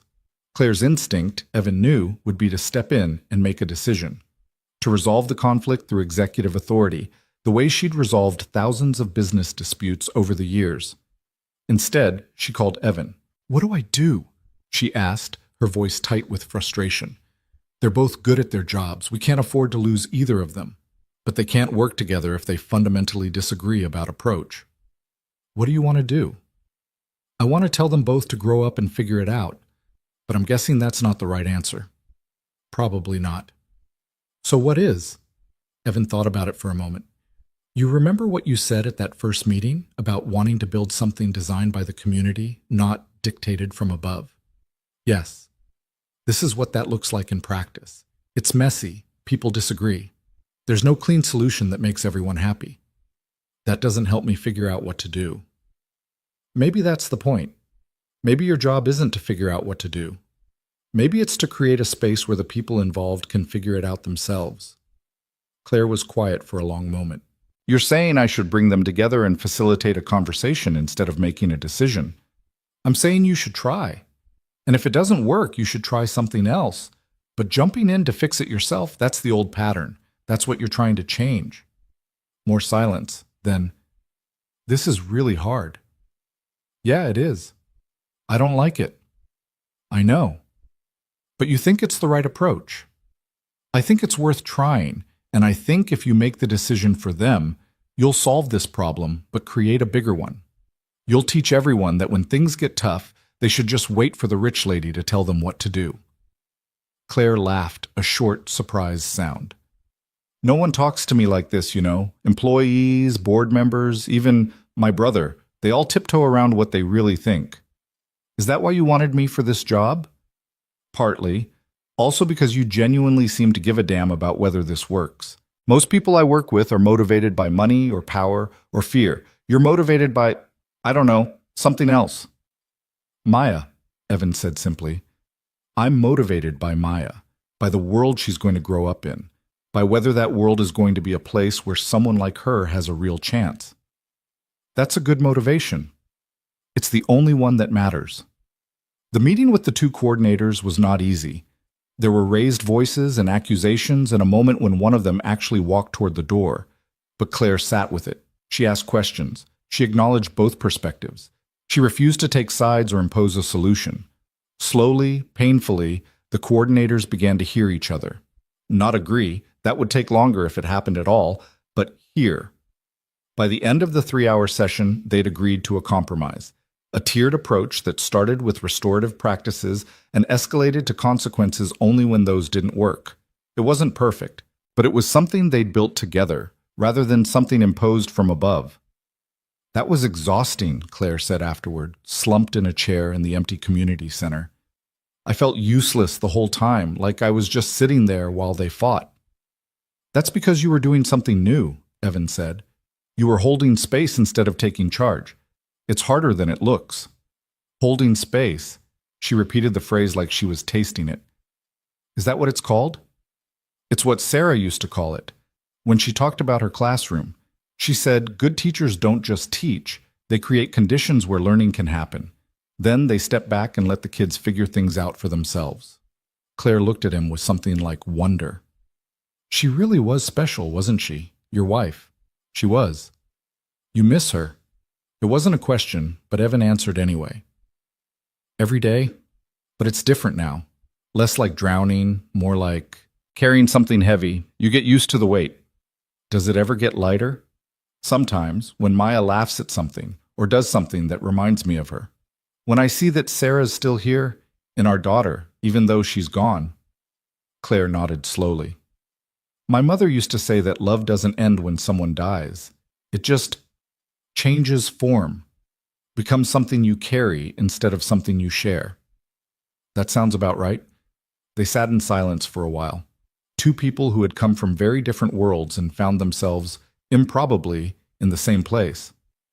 Thank you, Claire said finally, for pushing me to try this, for not letting me take the easy way out. That's what you're paying me for. It's more than that. You're helping me become someone better, someone my mother might actually be proud of.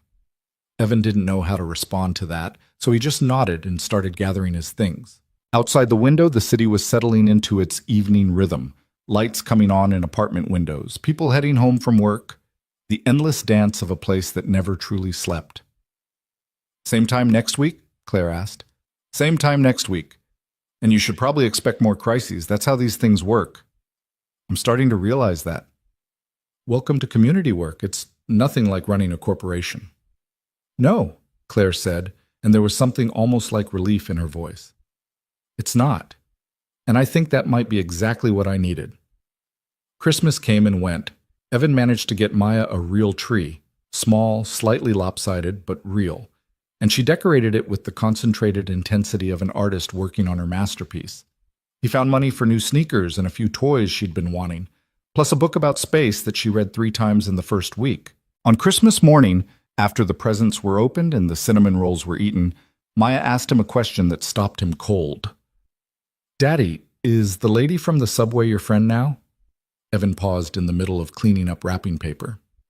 "Miss Whitman? I guess so. We work together." "She's nice. I liked talking to her when we went to that building with all the kids." "She is nice." Evan realized as he said it that it was true. Somewhere over the past 2 months, Claire Whitman had stopped being the billionaire who wanted to fix him and become something else. A colleague, a collaborator, maybe even, yes, a friend. "Do you think she's lonely?" Maya asked. "Why do you ask that?" "She looked lonely when I talked to her, like she wanted to keep talking but didn't know how." Evan sat down next to his daughter, struck once again by her perceptiveness. Sarah's perceptiveness, living on in this small, fierce person. "I think she might be," he said honestly. "She has a lot of money, but that's not the same as having people who care about you. We could invite her for Christmas next year. If she's lonely, then she wouldn't have to be alone." "That's very thoughtful, sweetheart. We'll see." Maya nodded, satisfied, and returned her attention to the space book. Evan watched her for a moment, thinking about loneliness and connection and the strange paths that brought people together. A billionaire and a maintenance worker, a grieving daughter and a grieving widow. 2 people who had nothing in common except a single moment of kindness on a crowded subway train. He didn't know what the future held. He didn't know if Claire's program would succeed or fail, if their unlikely partnership would last, if any of this was leading somewhere meaningful or just filling time. But he knew this. He'd given up his seat for a stranger because it was the right thing to do. And that one small choice, rippling outward in ways he never could have predicted, had changed both their lives. Maybe that was how the world changed, not through grand gestures or billion-dollar initiatives, but through simple acts of kindness, accumulating slowly until they reached a tipping point. Or maybe he was just being naive. Maybe the rich would always protect the rich, and the poor would always struggle. And all the community programs in the world couldn't change the fundamental inequalities built into the system. He didn't know. He couldn't know. But he could show up tomorrow and do the work. He could be honest when Claire needed to hear hard truths. He could help build something that might, just might, make a difference for families like his. And he could raise Maya to be the kind of person who noticed when someone was lonely, who thought to invite strangers to Christmas dinner, who understood that kindness wasn't weakness, it was strength. That was enough for now. That had to be enough. The new year arrived with a snowstorm that blanketed the city in white and shut down the subway for 3 days. Evan and Maya built a snowman in the small park near their apartment, gave it a scarf Sarah had knitted and a hat that had been sitting in the closet for years. They named it Mr. Frosty and visited it every day until it melted. The pilot program continued to expand. 2 more buildings joined in January, and Rosa and Angela began training additional coordinators recruited from the community. The discipline conflict had resolved itself, more or less. The tiered approach was working better than either original method. And Claire was learning to trust the process, to let solutions emerge rather than imposing them. At their weekly meeting in late February, she showed Evan a report from the program's first 3 months. Test scores were up. Attendance at the after-school programs had exceeded projections. Parents were reporting that their children seemed happier, more engaged, more hopeful about the future. "It's working," Claire said, her voice carrying a note of wonder.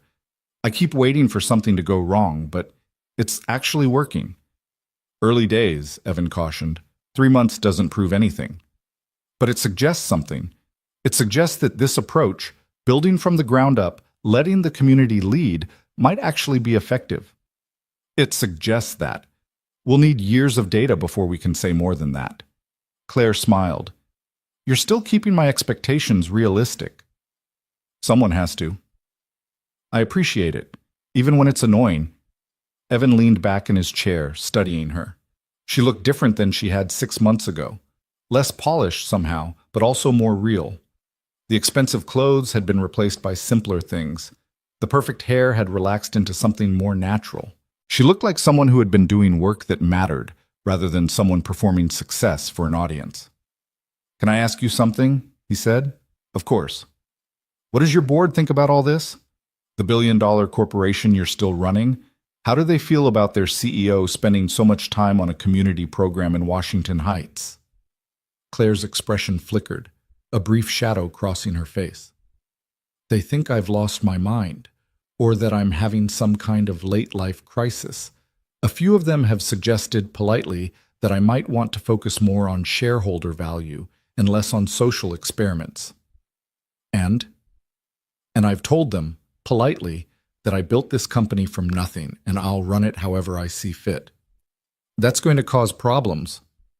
Probably, she shrugged. But I've been thinking about something you said months ago, about how some things can't be fixed by other people. They just have to be lived through. Evan waited. I think I've been trying to fix myself by controlling everything around me. The company, the foundation, this program. They've all been ways of avoiding the thing I actually needed to face. Which is? Who I want to be. Not what I want to accomplish, but who I want to be when I'm not accomplishing anything. When there's no one watching, when no one cares what Claire Whitman thinks or wants. And who is that? She was quiet for a long moment, staring out the window at the city below. I'm still figuring it out, but I think it's someone who gives up their seat on the subway, someone who helps without needing credit, someone who knows that kindness isn't a strategy, it's just how you live. Evan felt something shift in his chest, not admiration exactly, but something close to it. This woman had spent her life building an empire, and here she was, in a community center in Washington Heights, trying to learn how to be a decent person. That's a good goal, he said quietly. Is it? Sometimes it feels like too little too late. I'm 62 years old. I've spent 40 years becoming someone my mother would barely recognize. Can you really change that much, this late in life? I don't know, Evan admitted, but I think trying matters. Even if you don't get all the way there, the trying matters. Claire nodded slowly. Sarah said something like that, didn't she, in one of the things you told me about her? She said that character isn't about being perfect. It's about showing up every day and doing a little better than you did before. She was wise. She was human. She made mistakes. She lost her temper. She had days when she wanted to give up. But she kept showing up. That's what I remember most about her. And that's what you're teaching Maya? Evan thought about his daughter, her perceptiveness, her kindness, her stubborn insistence on seeing the good in people. I'm trying. I'm not sure how well it's working. From what I've seen, it's working beautifully. Claire stood, gathering her things. I should go. Board meeting this afternoon, and I need to prepare for the inevitable arguments about mission drift and stakeholder priorities. Have fun with that. Somehow I doubt I will, but thank you for everything, for being honest with me, even when I didn't want to hear it, for believing this could work, even when I wasn't sure myself. Evan stood and shook her hand.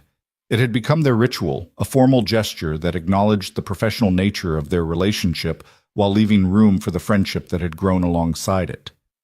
Same time next week, he said. Same time next week. She left, and Evan sat back down in the empty community center, thinking about change and transformation and whether it was ever too late to become someone better. Outside, the February sun was setting over Manhattan, painting the buildings in shades of gold and orange. The city continued its endless dance, people coming and going, struggling and surviving, reaching for dreams that seemed impossibly far away. And somewhere in that city, a billionaire was learning to give without taking, and a maintenance worker was learning that his small acts of kindness might change the world. It wasn't a fairy tale. There would be more crises, more conflicts, more moments when it all seemed like it might fall apart. The work was just beginning, and the hardest parts were still ahead. But for now, in this moment, it was enough. The board meeting went exactly as Claire had predicted, which was to say badly. She sat at the head of the long conference table on the 43rd floor, listening to men in expensive suits explain why her priorities were misaligned with shareholder interests. Richard Thornton, the lead independent director, had prepared a presentation complete with charts showing the correlation between her increased community involvement and the stock's underperformance relative to competitors. I'm not suggesting you abandon your philanthropic activities entirely, Richard said, his tone carrying the particular condescension of someone who believed himself to be speaking to a child. But the market is watching. Investors are asking questions. They want to know that Whitman Industries is still being led by someone focused on growth, not social experiments. Claire felt the familiar surge of anger that came whenever someone questioned her judgment. 40 years of building this company, and they still treated her like she needed supervision. She could fire Richard.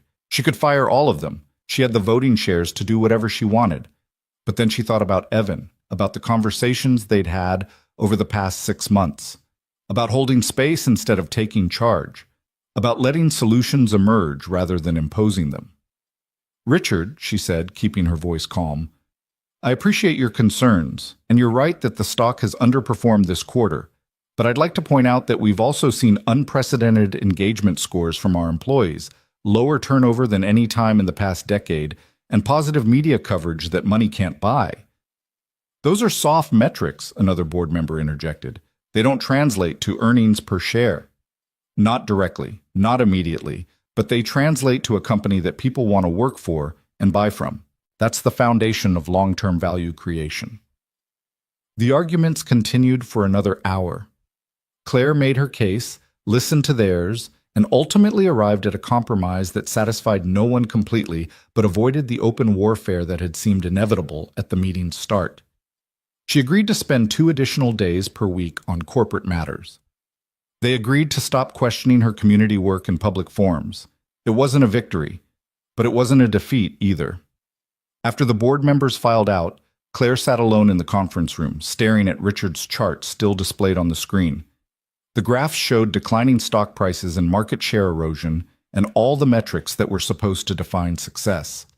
She thought about her mother, who had never owned a single share of stock in her life, who had measured success in children fed and bills paid and small kindnesses extended to neighbors who needed them. What would Eleanor think of this room? Of these arguments about shareholder value and market positioning? Would she recognize her daughter in this woman who had traded everything for numbers on a screen? Claire's phone buzzed. A text from Patricia. The March expansion planning meeting is confirmed for next Wednesday. Rosa and Angela will be there, plus representatives from 3 new buildings. The community program? The thing that actually mattered. Claire turned off the projector, gathered her things, and left the conference room without looking back at the charts. Some things couldn't be measured in quarterly reports. Some value couldn't be captured in earnings per share. She was learning to be okay with that. Slowly, painfully, but learning. 3 days later, Evan received a phone call that changed everything. He was at work, halfway through repairing a broken elevator motor on the 12th floor, when his phone buzzed with a call from Maya's school. His heart stopped the way it always did when that number appeared. The primitive fear of every parent that something had happened to their child. Mr. Brooks? This is Principal Hernandez. Maya is fine, she added quickly, and Evan's heart resumed beating. But we need you to come in. There's been an incident. What kind of incident? It's better if we discuss it in person. Can you be here within the hour?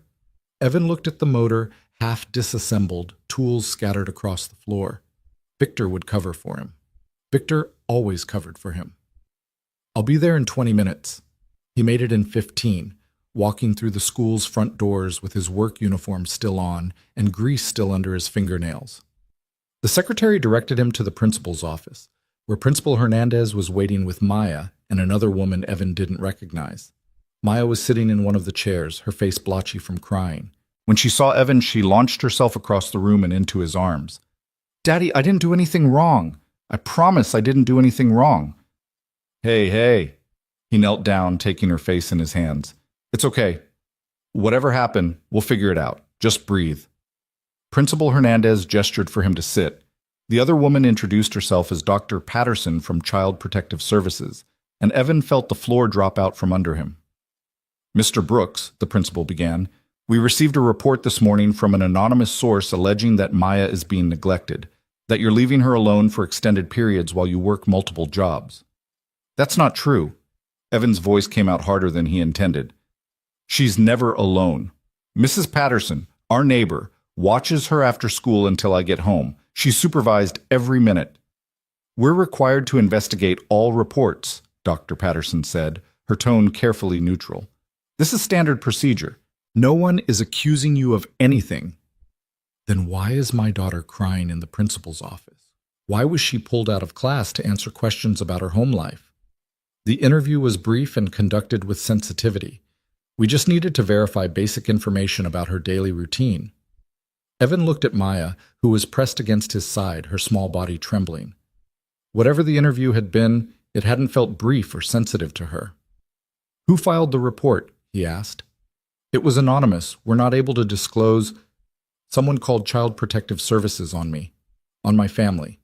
I have a right to know who." "The law protects the identity of reporters, Mr. Brooks. That's to encourage people to come forward when they have genuine concerns." "And do you have genuine concerns?" Dr. Patterson and Principal Hernandez exchanged a look. "Based on our preliminary investigation, Maya appears to be healthy, well cared for, and happy. The neighbors we contacted spoke highly of your involvement as a father, but we're required to complete a full assessment. Someone will need to visit your home within the next week." "Fine. Visit my home, look through my refrigerator, talk to everyone I know. But I want you to understand something." Evan kept his voice steady with effort. "I have dedicated every moment of my life for the past 2 years to raising my daughter. She is the most important thing in my world, and whoever filed this report did it to hurt her, not to help her. Mr. Brooks, she's 7 years old, she lost her mother, and now she's going to go home tonight thinking that someone might take her away from me. Do you understand what that does to a child?" The room was silent. Maya's hand found his and squeezed tightly. "We'll complete our assessment as quickly as possible," Dr. Patterson said finally. "If everything checks out, which I expect it will, this will be closed, and nothing more will come of it. And my daughter, what am I supposed to tell her?" "Tell her the truth, that some adults got confused and they asked some questions, and everything is going to be okay." Evan wanted to argue more, wanted to demand answers about who had done this and why. But Maya was watching him, taking her cues from his reaction, and he couldn't fall apart in front of her. "We're done here," he said, standing up. "Maya, get your backpack. We're going home." The walk home was quiet. Maya held his hand the entire way, something she'd stopped doing in public because she was too big for that now. Evan didn't try to make conversation. He just let her process whatever she needed to process, holding space the way Sarah used to do. When they got to the apartment, he made her a snack, apple slices and peanut butter, her favorite, and sat with her at the kitchen table. "Daddy?" she said finally. "Yes, sweetheart? Why did those people ask me questions about you?" He thought about the answer carefully. Maya was smart. She'd know if he was lying or minimizing. "Because someone told them they were worried about you. They wanted to make sure you were safe and happy." "But I am safe and happy." "I know you are. And that's what you told them, right?" Maya nodded. "I told them about Mrs. Patterson and how she makes me homework snacks, and about how you read to me every night, and about the meatballs." Her voice wobbled. "But they kept asking more questions, and I got scared. I thought they were going to take me away." Evan pulled her into his lap, wrapping his arms around her small body. "No one is going to take you away from me. I promise. This was just a mistake. Some adults got confused, like the lady said." "But why would anyone tell them you were a bad daddy? You're the best daddy." "I don't know, sweetheart. Sometimes people do things that don't make sense." He held her until her breathing evened out, until the trembling stopped. Then he sent her to her room to do her homework while he went to the kitchen and called Claire. "Someone filed a CPS report on me," he said without preamble. "Anonymous, claiming I'm neglecting Maya." "What?" Claire's voice sharpened. "That's absurd. You're the most attentive father I've ever met." "I know, but someone wanted to cause problems, and they knew exactly how to do it. Go after my daughter." "Do you have any idea who?" Evan had been thinking about this since the moment he'd heard the words Child Protective Services. Who would want to hurt him? Who would know enough about his life to craft an accusation that seemed plausible? "The only thing that's changed in my life recently is the work I'm doing with you," he said slowly. "The community program. The visibility that's come with it." "You think someone connected to the program?" "No. Rosa and Angela have no reason to hurt me. The community members we've been working with, they know me. They know Maya. This feels like it came from somewhere else." Claire was quiet for a moment. "Richard Thornton, the board." "What?" I told you about the board meeting, about how they're unhappy with my community involvement. What if one of them decided to attack the program by attacking you? That's... Evan stopped. It wasn't impossible. In his experience, wealthy people rarely fought their battles directly. They used lawyers and investigators and anonymous reports. They attacked through systems designed to help and turned them into weapons. I don't know, he said finally. I don't have any proof of anything. Let me look into it. I have resources. If someone on my board did this, I will find out. Claire, I mean it. You're part of this program because I asked you to be.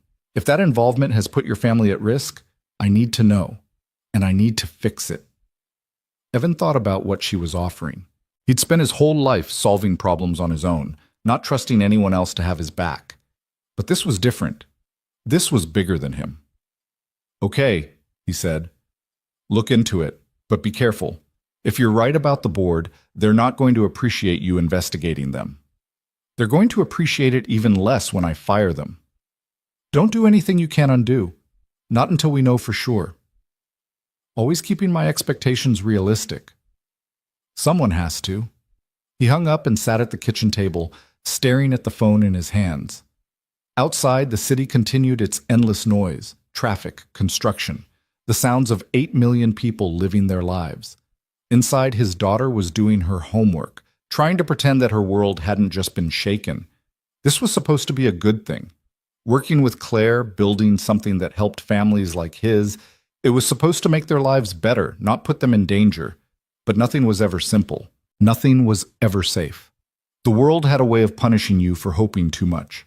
All he could do now was wait and protect Maya, and hope that Claire found answers before things got worse. The answers came faster than either of them expected. 3 days after the CPS report, Claire called Evan to a meeting at a location he didn't recognize, an office in Midtown that belonged to a private investigation firm she'd apparently had on retainer for years. I don't usually use them for this kind of thing, she explained as they sat in a conference room surrounded by boxes of documents. Corporate espionage, background checks, due diligence on acquisition targets. But when I told them what I needed, they were thorough. She slid a folder across the table. Inside were phone records, email printouts, and a timeline of communications that traced back to a familiar name. Richard Thornton. He didn't make the call himself, Claire said. He's too smart for that. But he talked to his assistant, who talked to a lawyer, who talked to a consultant who specializes in reputation management. That consultant made the call to CPS. Evan stared at the documents, feeling a cold fury building in his chest. He tried to take my daughter away because he didn't like how you were spending your time. He tried to create a scandal that would force me to distance myself from the program. From you. He figured if you were under investigation, I'd have no choice but to cut ties. And Maya was just collateral damage. To someone like Richard, everyone is collateral damage. He doesn't see people. He sees obstacles and opportunities. Evan closed the folder. His hands were shaking, and he pressed them flat against the table to hide it. What are you going to do? I'm going to destroy him. The words were spoken calmly, without emotion, but Evan could see something burning behind Claire's eyes. Something that reminded him of the woman who had built a billion-dollar empire from nothing. How? Richard has been on my board for 15 years. In that time, he's made enemies. He's cut corners. He's done things that wouldn't survive public scrutiny. Claire's smile was thin and sharp. My investigators found records. Nothing dramatic, no crimes, no obvious scandals. But enough. Enough to make other board members nervous about their association with him. Enough to quietly push him out without the mess of a public confrontation. And if that doesn't work, then I go public. I tell the world that a board member at my company targeted the family of a community volunteer because he didn't approve of how I was spending my charitable dollars. I let the media tell that story and watch Richard try to explain his way out of it. Evan considered this. It was strategic, calculated, the kind of corporate maneuvering he'd never had access to but had seen play out from the sidelines his whole life. The powerful protecting their interests through systems designed to crush anyone who got in their way. But this time, the power was being used to protect him, to protect Maya. Will it work? He asked. Almost certainly. Richard has survived this long by being smart, not by being liked. When the other board members see the evidence, and more importantly, when they see that I'm willing to go nuclear if necessary, they'll abandon him in a heartbeat. And Maya? The CPS investigation? I've already spoken to the head of the agency, explained the situation. They're going to expedite the home visit, find nothing concerning, and close the case. It'll be over by the end of the week. Evan felt the tension in his chest begin to ease just slightly. You didn't have to do this. Get involved, use your resources. This was my problem. It was my problem too. Richard attacked you because of your connection to me. That makes it my responsibility. That's not how I see it. How do you see it? He thought about the question, about the past 6 months working side by side with this woman who had started as a stranger offering unwanted charity and become something else entirely. I see it as partnership, he said finally. You had my back. I would have done the same for you. Claire's expression softened. Would you? Yes. Not with private investigators and corporate maneuvering. I don't have access to any of that. But I would have shown up. I would have told the truth. I would have done whatever I could to help. That might be worth more than all the investigators in the world. They sat in silence for a moment, the weight of what had happened and what had been averted settling over them. There's something else, Claire said finally. Something I've been thinking about. What? The board, the company, all of it. She gestured vaguely, encompassing the investigation files, the Midtown office, the empire she'd built. I've spent my whole life accumulating power so that moments like this wouldn't happen, so that no one could touch me or the things I cared about. And it didn't work.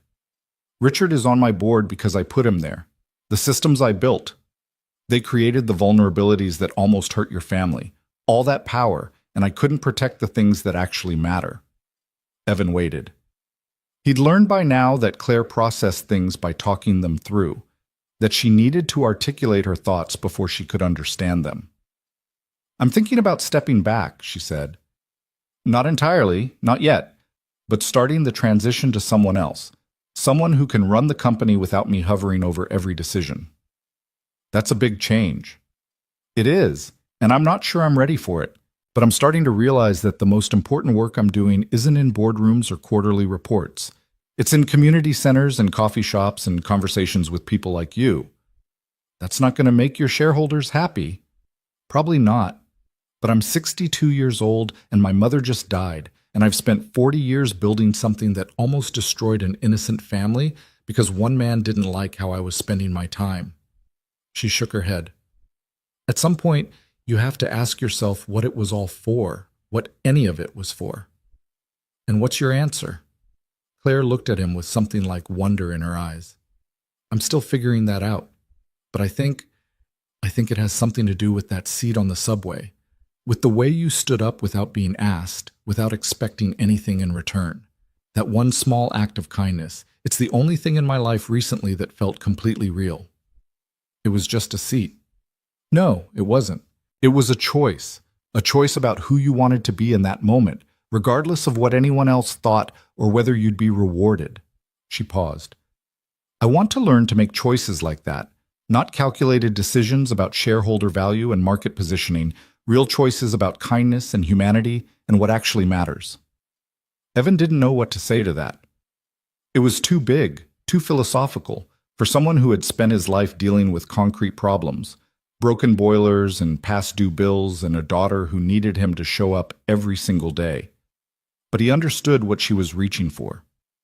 He'd felt it himself, in the dark months after Sarah died, when nothing made sense, and the only thing that kept him going was the simple necessity of being there for Maya. That sounds like a good goal, he said finally. Is it enough? Just trying to be better? It's all any of us can do. Claire nodded slowly, seeming to accept this. Then she gathered the investigation files and slid them back into her briefcase. I'll take care of Richard. You take care of Maya. And when this is all over, she hesitated. When this is all over, I think we should expand the program. More buildings, more neighborhoods, real scale. You want to do more? After what just happened? I want to do more because of what just happened. Richard attacked us because he was afraid of what we're building. That means it matters. That means it's working. Evan thought about the past few days. The fear in Maya's eyes when she'd been pulled out of class, the cold rage he'd felt when he understood what had been done to his family. He thought about all the reasons to step back, to protect what he had, to stop taking risks that put his daughter in danger. But he also thought about Sarah, about what she would say if she were here. She'd always believed that fear was a reason to push forward, not to retreat, that the most important things were worth fighting for, even when the fighting was hard. "Okay," he said, "let's expand." The CPS investigation closed 4 days later, exactly as Claire had predicted. The home visit was brief and professional. A social worker who took notes on Maya's room, asked a few questions about their daily routine, and left with a handshake and an apology for any distress the process had caused. Maya recovered faster than Evan expected. Children were resilient that way, bouncing back from things that would have broken adults. Within a week, she'd stopped asking questions about the people who had come to school, stopped watching him with that worried expression that made his heart ache. Richard Thornton's departure from the board was announced a month later. The press release cited personal reasons and new opportunities, the standard language for a forced exit. Claire didn't comment publicly, and neither did Richard. But everyone in corporate New York understood what had happened, even if they didn't know the details. The community program expanded through the spring, adding 6 new buildings and 3 additional neighborhoods. Rosa and Angela hired more coordinators, trained more staff, developed systems that could scale without losing the personal touch that made the program work. Evan's role evolved too. He was no longer just the honest voice keeping Claire grounded. He'd become a true partner in the work, helping to design new initiatives and troubleshoot problems and build relationships with community members who didn't trust wealthy outsiders. Victor teased him about it at work. "Look at you running with the big dogs now. Next thing you know, you'll be wearing suits and drinking fancy coffee." "I still fix boilers, Victor." "For how long?" "Word is the Whitman Foundation is about to become a much bigger deal." "You gonna stick around here when you could be saving the world?" It was a fair question. The work with Claire was consuming more and more of his time, pulling him away from the maintenance jobs that had been his livelihood for years.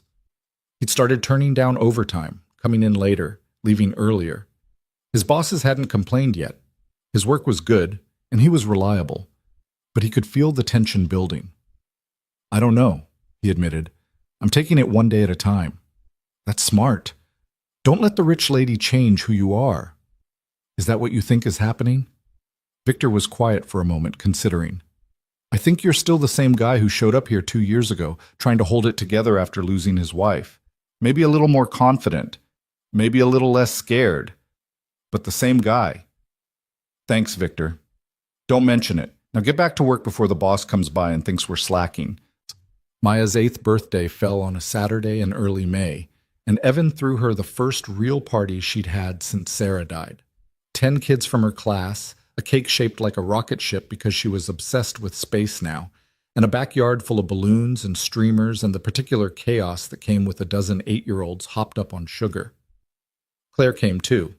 Not as a guest of honor, not as the billionaire benefactor, just as a friend who brought a gift and helped clean up afterward. "She's amazing," Claire said, watching Maya lead her friends through an elaborate game she'd invented involving aliens and astronauts. "You've done such a good job with her." "She's done a good job with herself. I just try to stay out of the way." "That's not true and you know it." Evan shrugged. "Maybe, but I also know that I can't take credit for who she is. She came into the world with her own personality, her own strengths. All I can do is try not to mess it up." That sounds like something Sarah would have said. It is. Almost exactly. They watched Maya for a while longer, 2 unlikely friends who had found each other through a moment of random kindness and built something neither of them had expected. "I've been thinking," Claire said finally, "about what comes next. For the program, for the foundation, for everything. And I'm going to step back from Whitman Industries. Not completely. I'll stay on as chair emeritus, keep my voting shares, maintain some oversight, but I'm handing over day-to-day operations to someone else." Evan turned to look at her. "That's a big decision." "It is. I've been wrestling with it for months, but watching Maya today, watching you with her, it reminded me of something I'd forgotten. What's that? That life is short. That the things we think are important usually aren't. That the legacy we leave isn't measured in stock prices or market share, but in the people we've helped and the kindness we've shown. Did my daughter tell you that? Because it sounds like something she'd say. Claire laughed. No, but I suspect she could have. She's wiser than most adults I know. The party wound down as the afternoon turned to evening. Parents came to collect their children, each one thanking Evan for hosting, commenting on how happy Maya seemed. He'd gotten used to the subtle concern in their voices, the worry that a motherless child must be struggling, the relief when they saw that she was okay. After the last guest left, Evan and Maya cleaned up together, a comfortable rhythm they'd developed over countless evenings of shared chores. Did you have fun, sweetheart? It was the best birthday ever. Maya paused, considering. Well, maybe not better than when Mommy was here, but the best since then. I'm glad. Daddy? Yeah? I like Miss Claire. She's nice. She is nice. Is she going to keep being your friend? Evan thought about the question. 6 months ago, he would have said he didn't know, that people like Claire Whitman didn't stay friends with people like him, that eventually she'd move on to some other project and forget about the maintenance worker who'd given her a seat on the subway. But he knew her better now. He'd seen her fight for him, risk her reputation, use every tool at her disposal to protect his family from someone who wanted to hurt them. Yeah, he said. I think she is. Maya nodded, satisfied, and went back to picking up streamers. The simple faith of children, Evan thought. The ability to accept good things without questioning whether they'd last. He was learning to do that too. Slowly, painfully, but learning. The summer brought heat and humidity and the particular chaos of school vacation, when Maya needed constant entertainment and Mrs. Patterson could only help so much. Evan found himself juggling work and childcare with increasing difficulty, the maintenance jobs piling up while he tried to keep his daughter occupied. Claire noticed. She was observant that way, picking up on things he tried to hide. You're exhausted, she said during one of their weekly meetings. And don't tell me you're fine. I know what fine looks like. And this isn't it. Maya's out of school. It's an adjustment. It's more than that. You're working full-time for the building company, spending hours each week on the foundation work, and trying to be a single parent on top of all of it. Something has to give. I'm handling it. You're surviving it. There's a difference. Evan didn't have an answer to that, because she was right. He was surviving, not thriving, getting through each day rather than actually living it. What if we changed your arrangement? Claire asked. Made the foundation work your primary job, with the maintenance as secondary? We've talked about this. I'm not comfortable taking charity. It wouldn't be charity. It would be a salary for a job you're already doing. A job that matters, that you're good at, that makes a real difference in people's lives. And the maintenance work? You could do it part-time, or not at all if you didn't want to. The point is that you'd have options. You'd have breathing room. Evan thought about Victor's warning. Don't let the rich lady change who you are. But was that what this was? Or was it just adaptation, growth, allowing himself to become something more than he'd been before? I need to think about it, he said. Of course. Take all the time you need. But even as he said the words, he knew what his answer would be. He'd known for months, probably. He just hadn't been ready to admit it. He was tired of surviving. He was ready to live. The transition happened gradually, over the course of the fall. Evan reduced his hours with the building company, taking on the foundation work as his primary focus. The salary was more than he'd ever made as a maintenance worker, enough to move to a slightly larger apartment, to stop worrying about every grocery bill, to start thinking about Maya's future in a way that didn't involve constant anxiety about money. Victor gave him a hard time about it, of course. Going corporate on me, I always knew you'd sell out eventually. I'm not selling out, I'm just expanding. That's what they all say. Next thing you know, you'll be drinking lattes and talking about stakeholder engagement. But Victor was also proud, in his gruff way. He threw Evan a going-away party at the building, complete with a cake that said, "Good luck, trader," in bright blue frosting. You're going to do good things, Victor said, pulling Evan aside after the festivities. I can see it. You've got something most people don't, heart. Don't let them take that from you. I won't. And keep in touch. Just because you're saving the world now doesn't mean you can forget about us regular people. Evan promised. He meant it too. The years he'd spent doing maintenance work had shaped him in ways he was only beginning to understand. The patience required to fix things that kept breaking. The humility of working in the shadows while others took the credit. The quiet dignity of showing up every day and doing your job, regardless of whether anyone noticed. Those were the things he'd carry forward into this new chapter. Those were the things that would keep him grounded, even as the world around him changed. By the time winter arrived again, the community program had grown beyond anything Evan had imagined.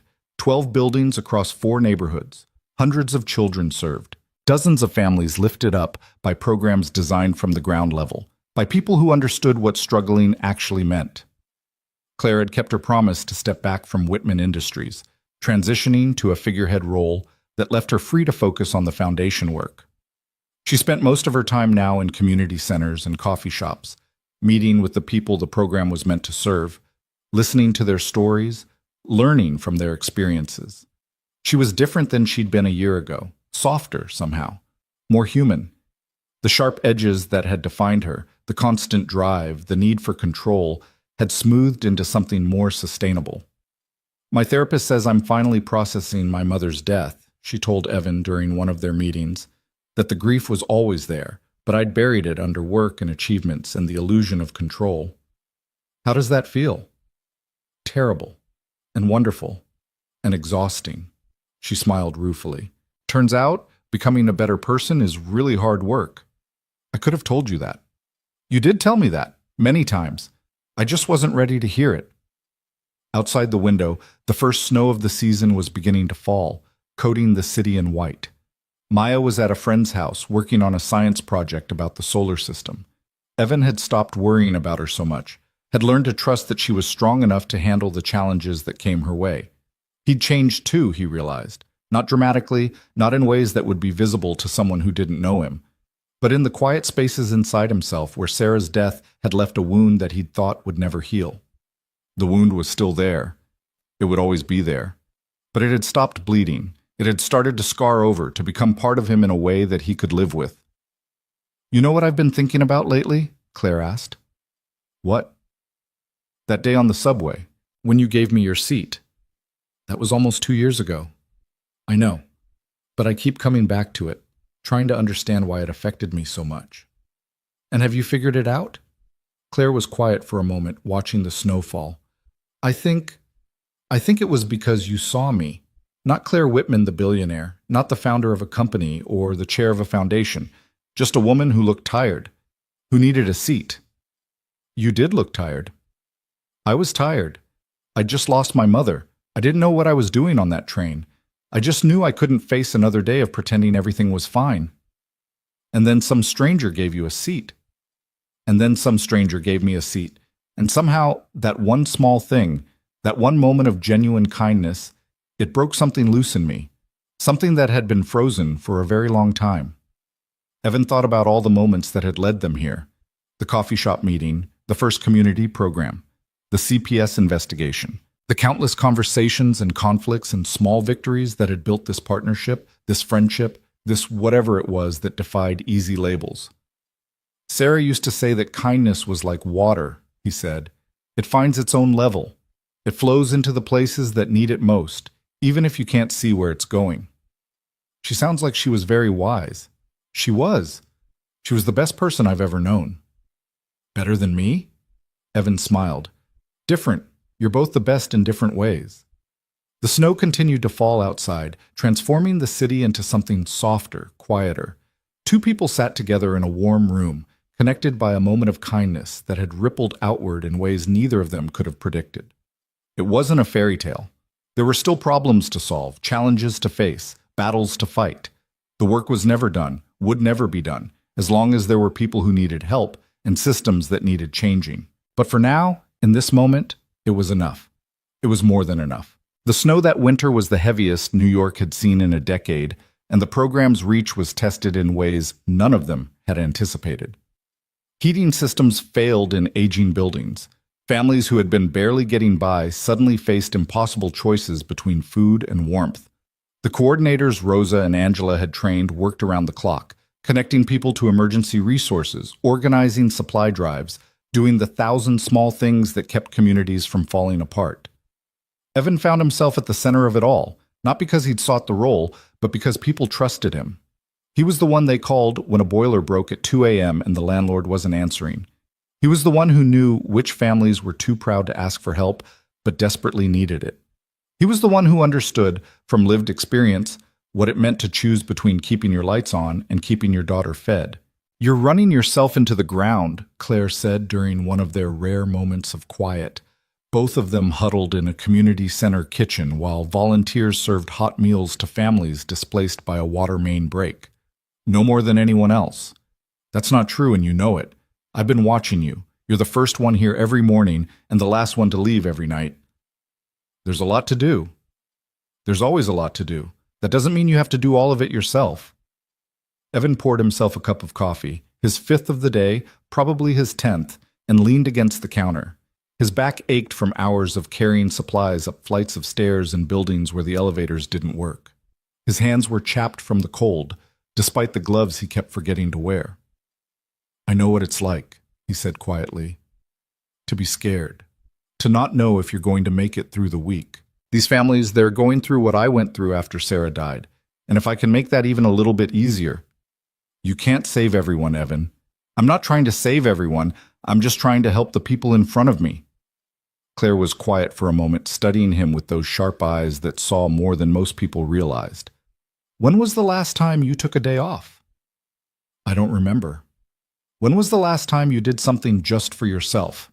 Read a book, watched a movie, sat in a park, and did absolutely nothing?" He couldn't answer that either, because the truth was that he'd forgotten what that felt like. Every moment that wasn't spent working or caring for Maya was consumed by the foundation work, by the endless demands of communities that had been neglected for generations. "I'm worried about you," Claire said. "Don't be." "I'm going to be anyway. That's what friends do."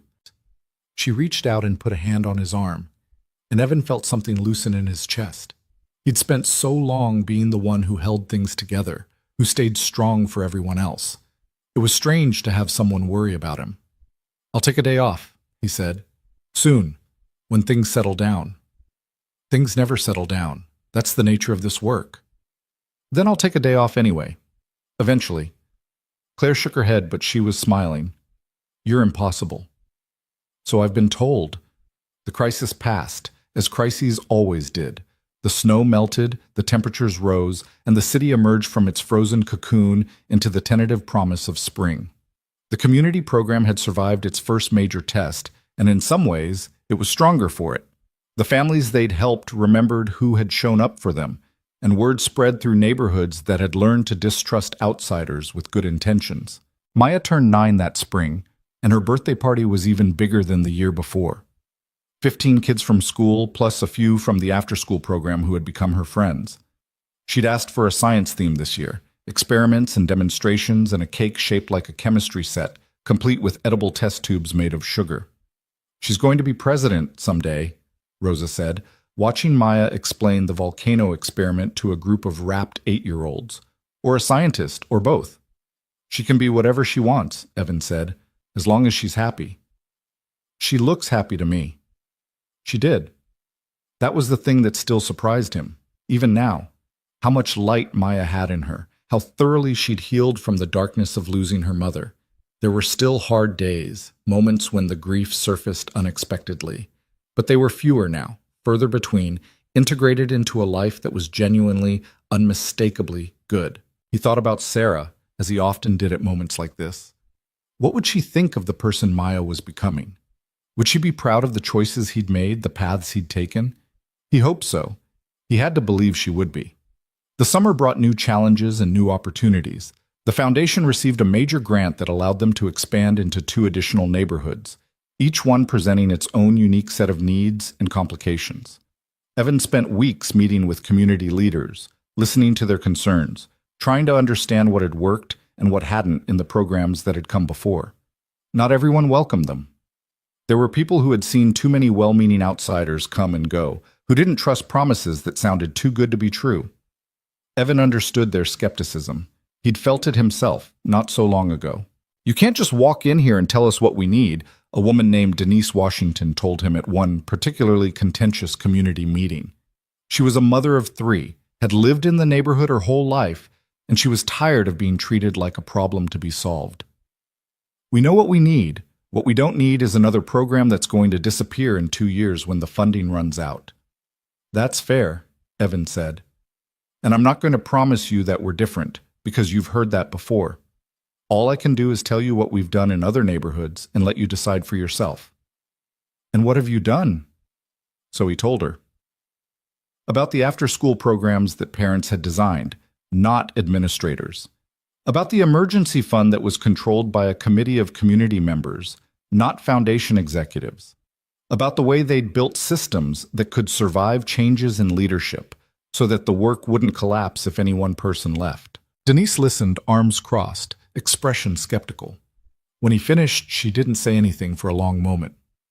"My son goes to PS 147, she said finally. "He's been struggling this year. His teacher says he needs a tutor, but I work 2 jobs. I don't have time to take him somewhere after school, and I don't have money to pay someone to come to us. We can help with that. We have tutors who can come to your building, work with him there. No cost to you." "And what do you want in return?"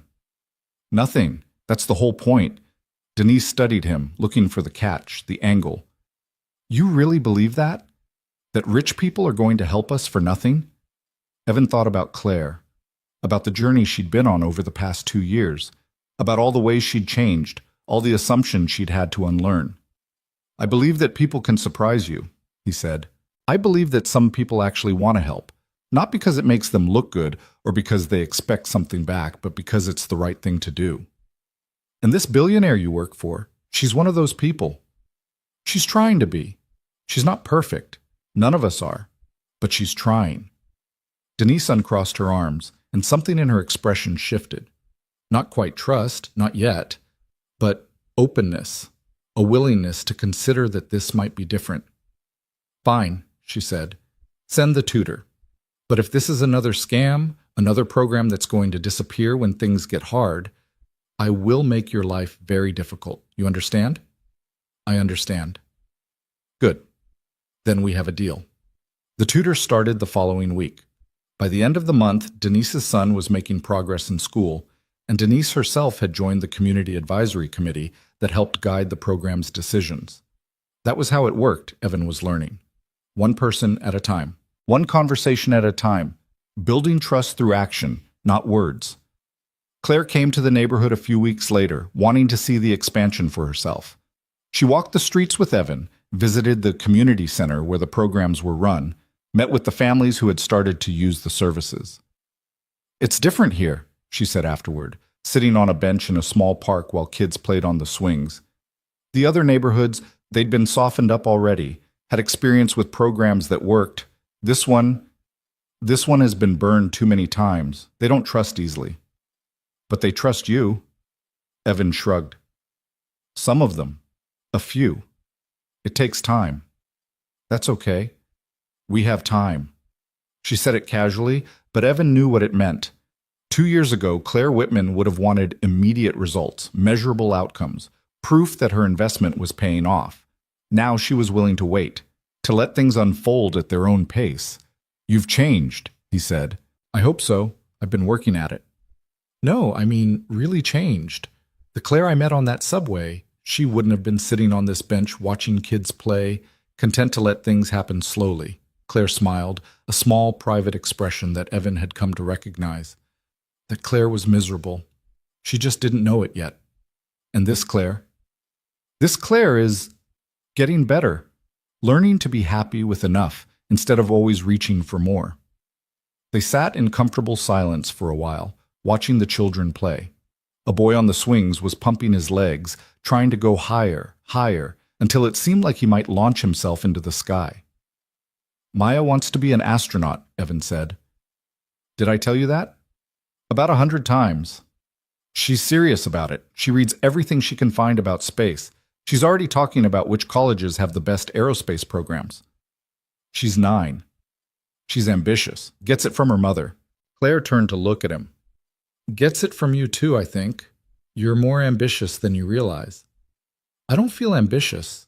I just feel driven, like there's something I'm supposed to do, and I haven't figured out what it is yet. Maybe that's what ambition is. Not wanting fame or money or power, but wanting to matter, to make a difference. Evan thought about that.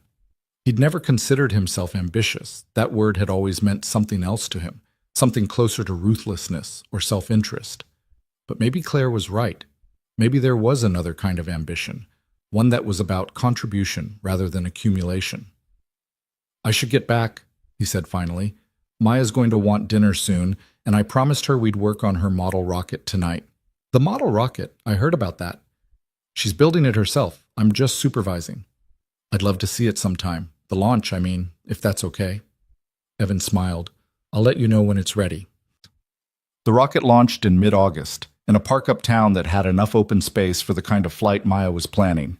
She'd spent 3 months building it, carefully following the instructions, painting it in bright silver and blue, because those were her favorite colors. Half the neighborhood came to watch. Rosa and Angela, with their families. Victor, who had taken the train all the way from his building in Midtown. The kids from Maya's school and the after-school program.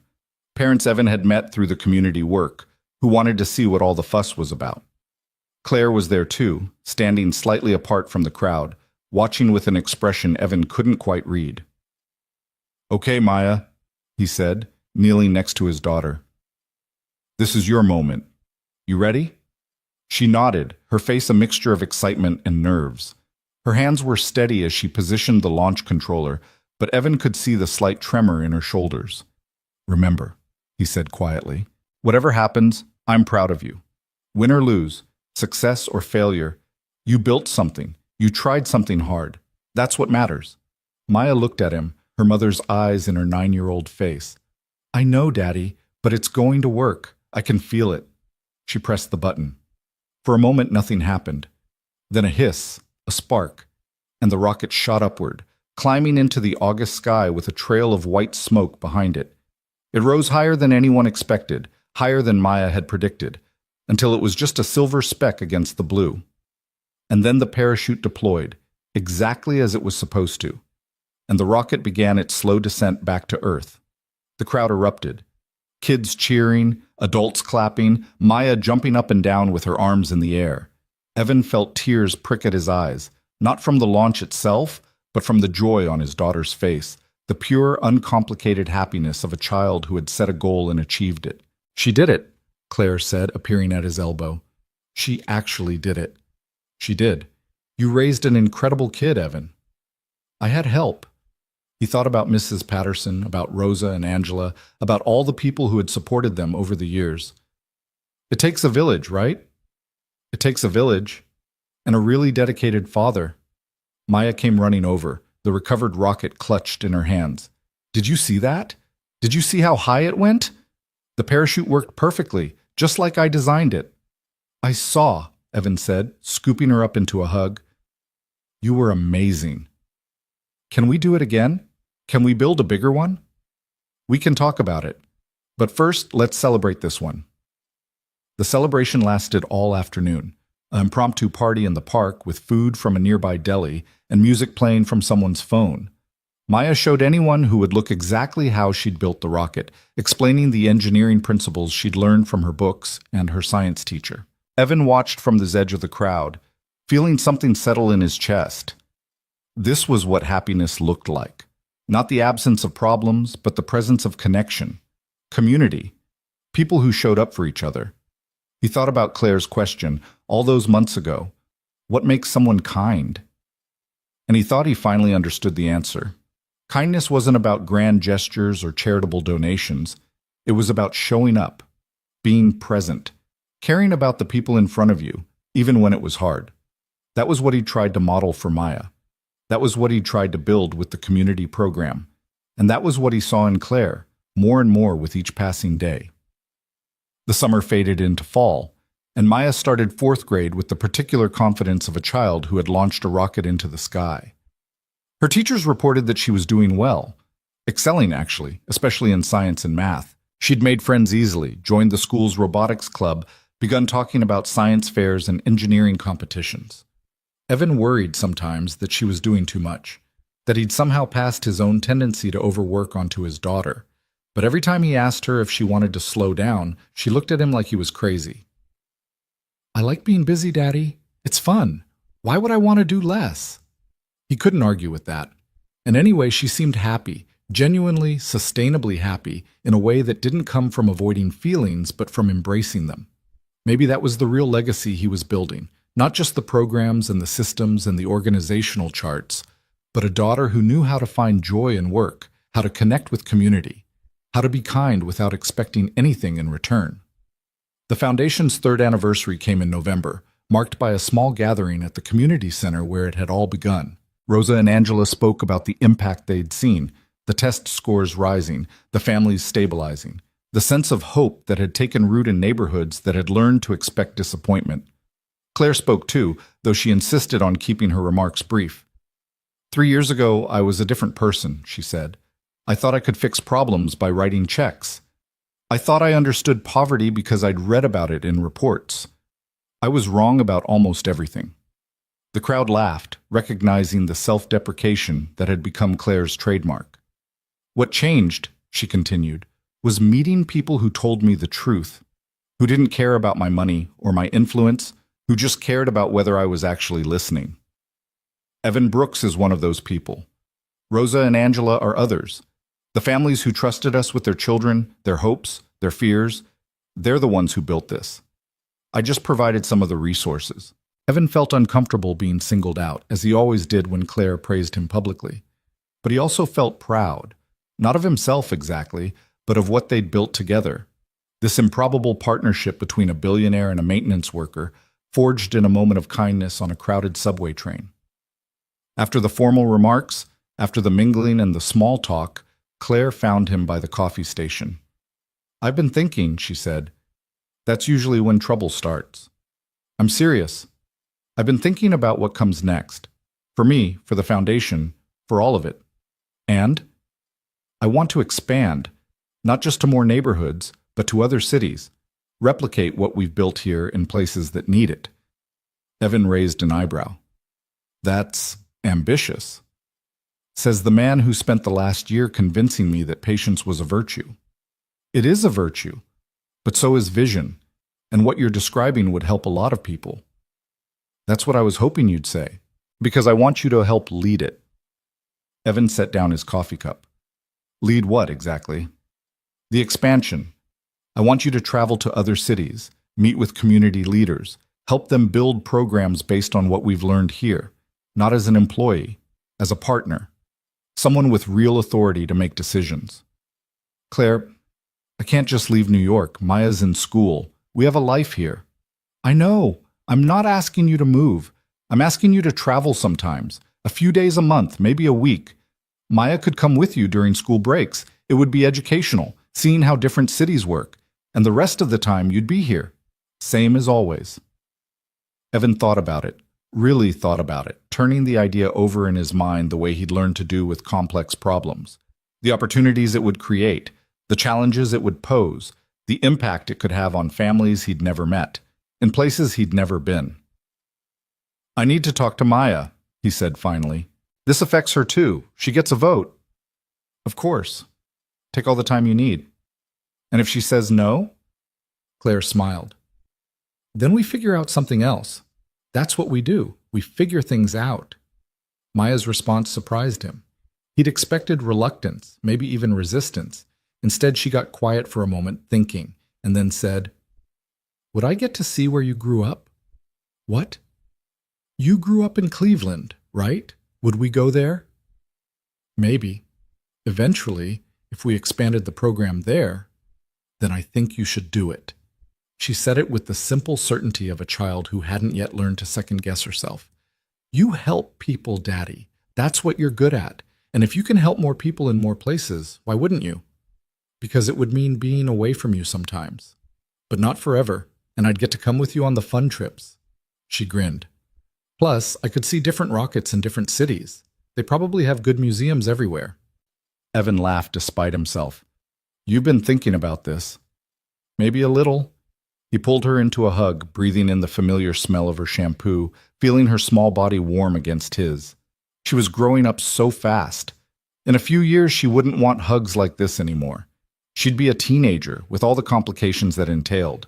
But right now, in this moment, she was still his little girl, the person he loved most in the world, the reason he'd survived the worst years of his life. "Okay," he said. "I'll do it." The first expansion trip was to Philadelphia in early December. Evan spent 3 days meeting with community organizers, touring neighborhoods, listening to stories that echoed the ones he'd heard in New York. Different cities, different details, but the same underlying struggles.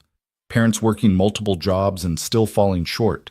Children growing up in poverty that seemed inescapable. Systems that were supposed to help but too often made things worse. He came back exhausted but energized. There was so much need, so much opportunity to make a difference. And he had tools now, resources, connections, experience that he hadn't had before. "How was it?" Claire asked when he returned. "Overwhelming, inspiring, terrifying. Sounds about right. They want to start with 2 buildings in North Philadelphia, similar model to what we did here, but adapted for their specific context. They've already identified community leaders who can help run things." "That's faster than I expected. They've been waiting for this. They just needed someone to believe in them." Claire nodded slowly. "And did you? Believe in them?" Evan thought about the people he'd met. The mother who ran a makeshift tutoring program out of her living room because she couldn't afford anything more. The retired teacher who spent her days checking on elderly neighbors, making sure they had food and medicine.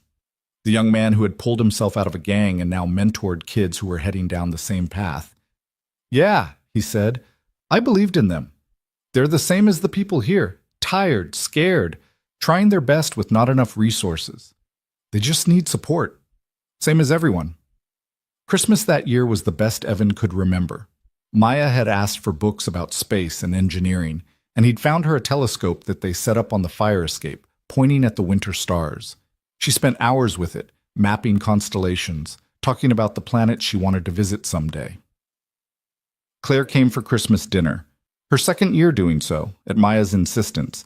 She brought gifts and wine, and a certain awkwardness that never quite disappeared, no matter how many times they did this. "I don't know how to do holidays," she admitted, sitting in Evan's small kitchen while he finished the ham.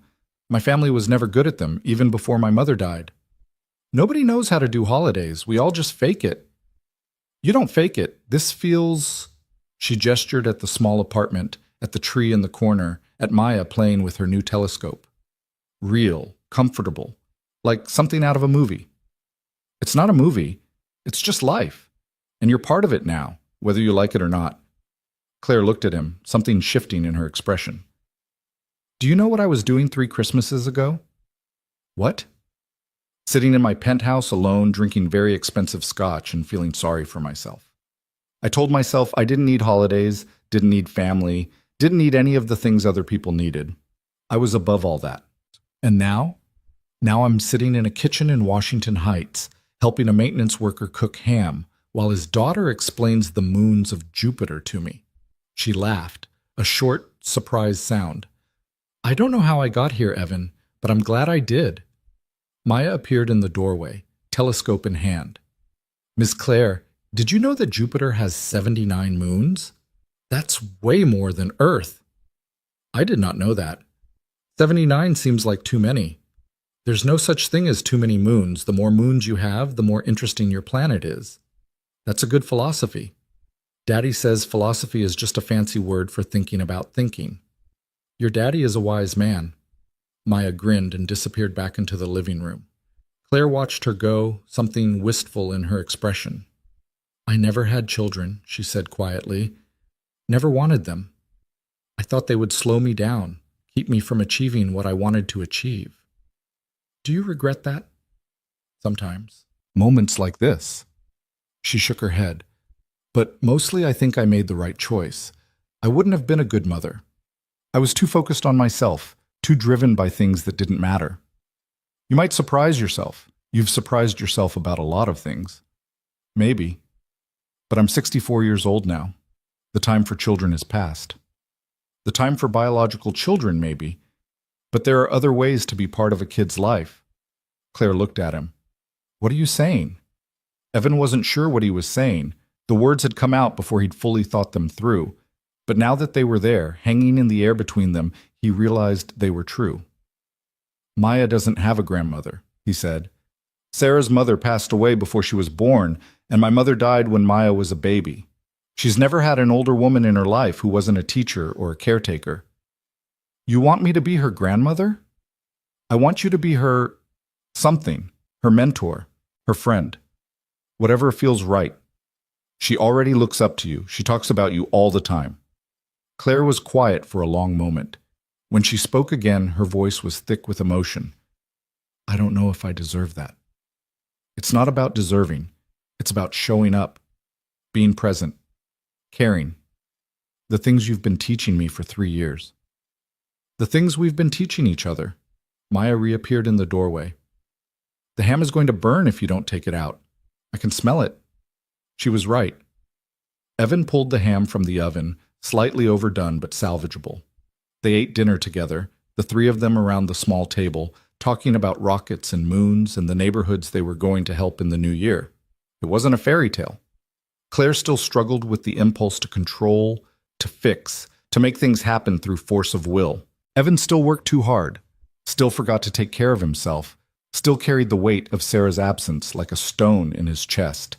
Maya still had bad days, still woke up sometimes crying for a mother who would never come back. But they had each other. They had community. They had the slow, patient work of building something meaningful, one day at a time. And they had this moment, Christmas dinner in a small apartment, snow falling outside, the warmth of connection filling the spaces that grief had carved out.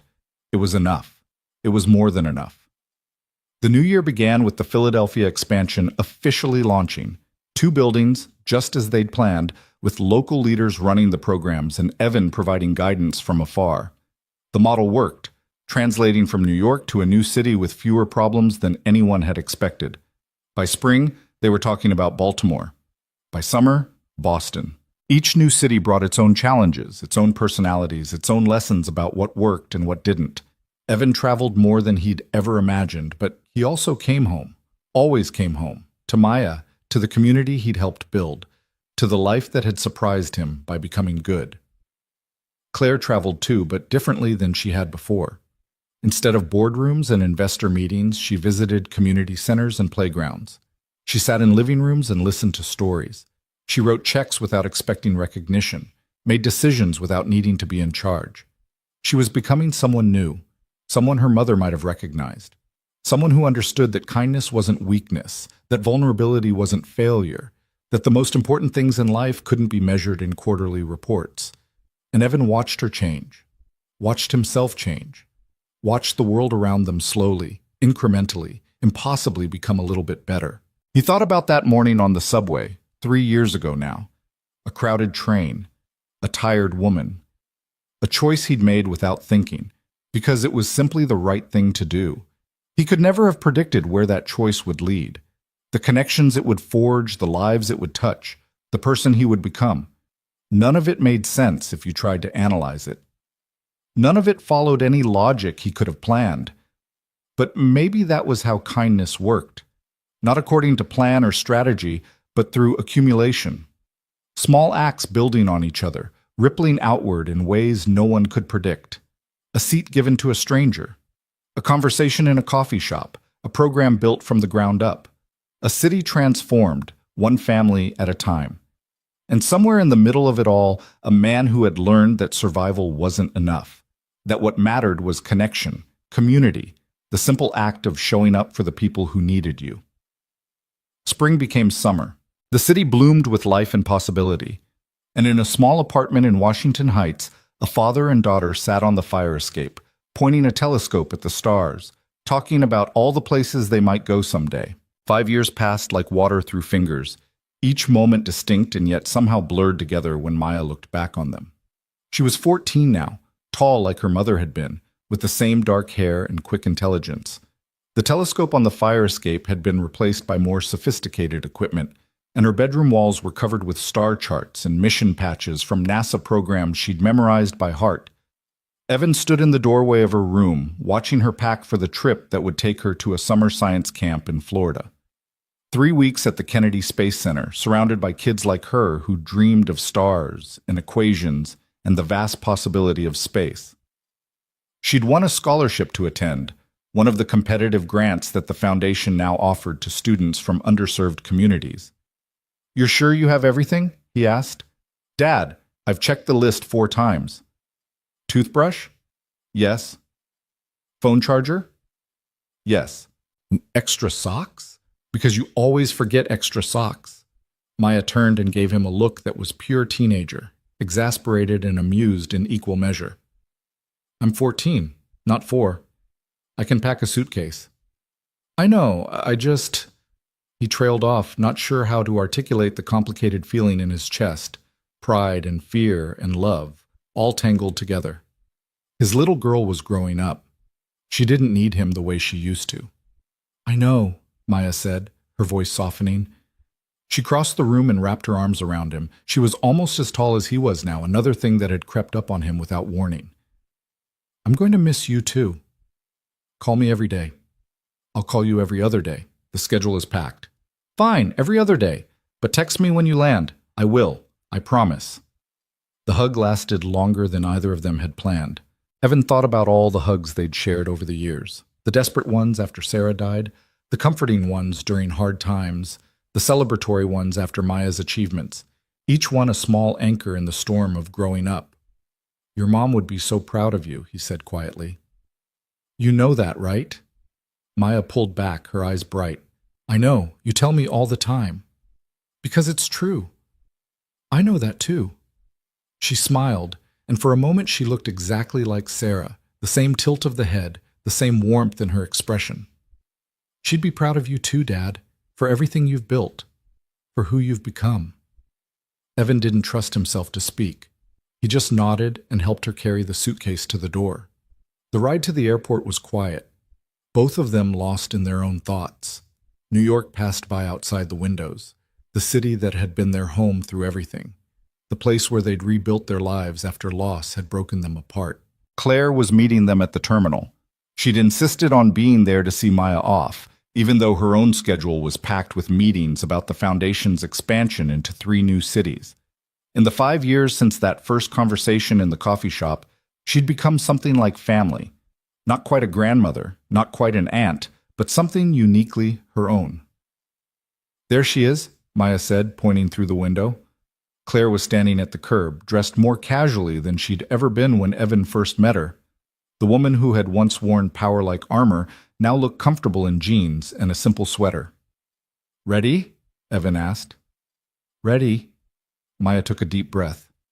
"Dad?" "Yeah?" "Thank you. For everything. For not giving up after Mom died. For building a life for us. For being the kind of person who gives up his seat on the subway for strangers." Evan felt tears prick at his eyes. "How do you know about that?" "Miss Claire told me. Years ago. She said it was the moment that changed everything." "It was just a seat." "No, it wasn't." Maya's voice was steady, certain. "It was a choice. The kind of choice that matters." They got out of the car and joined Claire on the curb. The 3 of them walked into the terminal together, navigating the crowds and security lines with the practiced ease of people who had learned to move through the world as a unit. At the gate, Maya hugged them both. Evan first, then Claire, then Evan again, because she wasn't ready to let go. 3 weeks, Claire said. "It'll fly by." "I know, but I'm still going to miss you both." "We'll be here when you get back," Evan said. "Same as always." Maya nodded, wiped her eyes, and picked up her bag. She was halfway down the jetway when she turned and waved one last time. Then she was gone, disappearing into the plane that would take her toward her dreams. Evan and Claire stood at the window, watching the aircraft taxi away from the gate. "She's going to do great things," Claire said quietly. "She already has. I mean bigger things, the kind of things that change the world." "Maybe." Evan thought about all the possibilities that lay ahead of his daughter, the discoveries she might make, the problems she might solve, the lives she might touch. Or maybe she'll just be kind. Maybe she'll make choices that matter, even when no one's watching. That would be enough. It would be more than enough. They watched until the plane lifted off, climbing into the morning sky until it was just a speck of silver against the blue. Then they turned and walked out of the terminal together, two people who had found each other through chance and built something meaningful out of the wreckage of grief. The next 3 weeks were strange for Evan. He'd grown so accustomed to organizing his life around Maya's needs, her school schedule, her activities, her constant presence, that her absence felt like missing a limb. The apartment was too quiet, the evenings too empty. He filled the time with work, throwing himself into the foundation's operations with an intensity that Rosa and Angela had to gently push back against. "You're doing it again," Rosa said one afternoon, finding him still at his desk at 8 in the evening. "The thing where you try to save the world because you don't know what to do with yourself." "I'm not trying to save the world. You're trying to distract yourself. Same thing, with you." Evan leaned back in his chair, rubbing his eyes. "Is it that obvious?" "To people who know you, yes." Rosa sat down across from him. "Maya's fine. She sent me pictures from the camp. She's having the time of her life." "I know. She texted me today. Said she got to meet an actual astronaut. So why are you still here working like the building's on fire?" He didn't have a good answer. The truth was complicated, a mixture of habit, identity, and the particular loneliness that came with being a single parent whose child was growing up in a way. "I don't know what I'm supposed to do," he admitted. "When she's not here.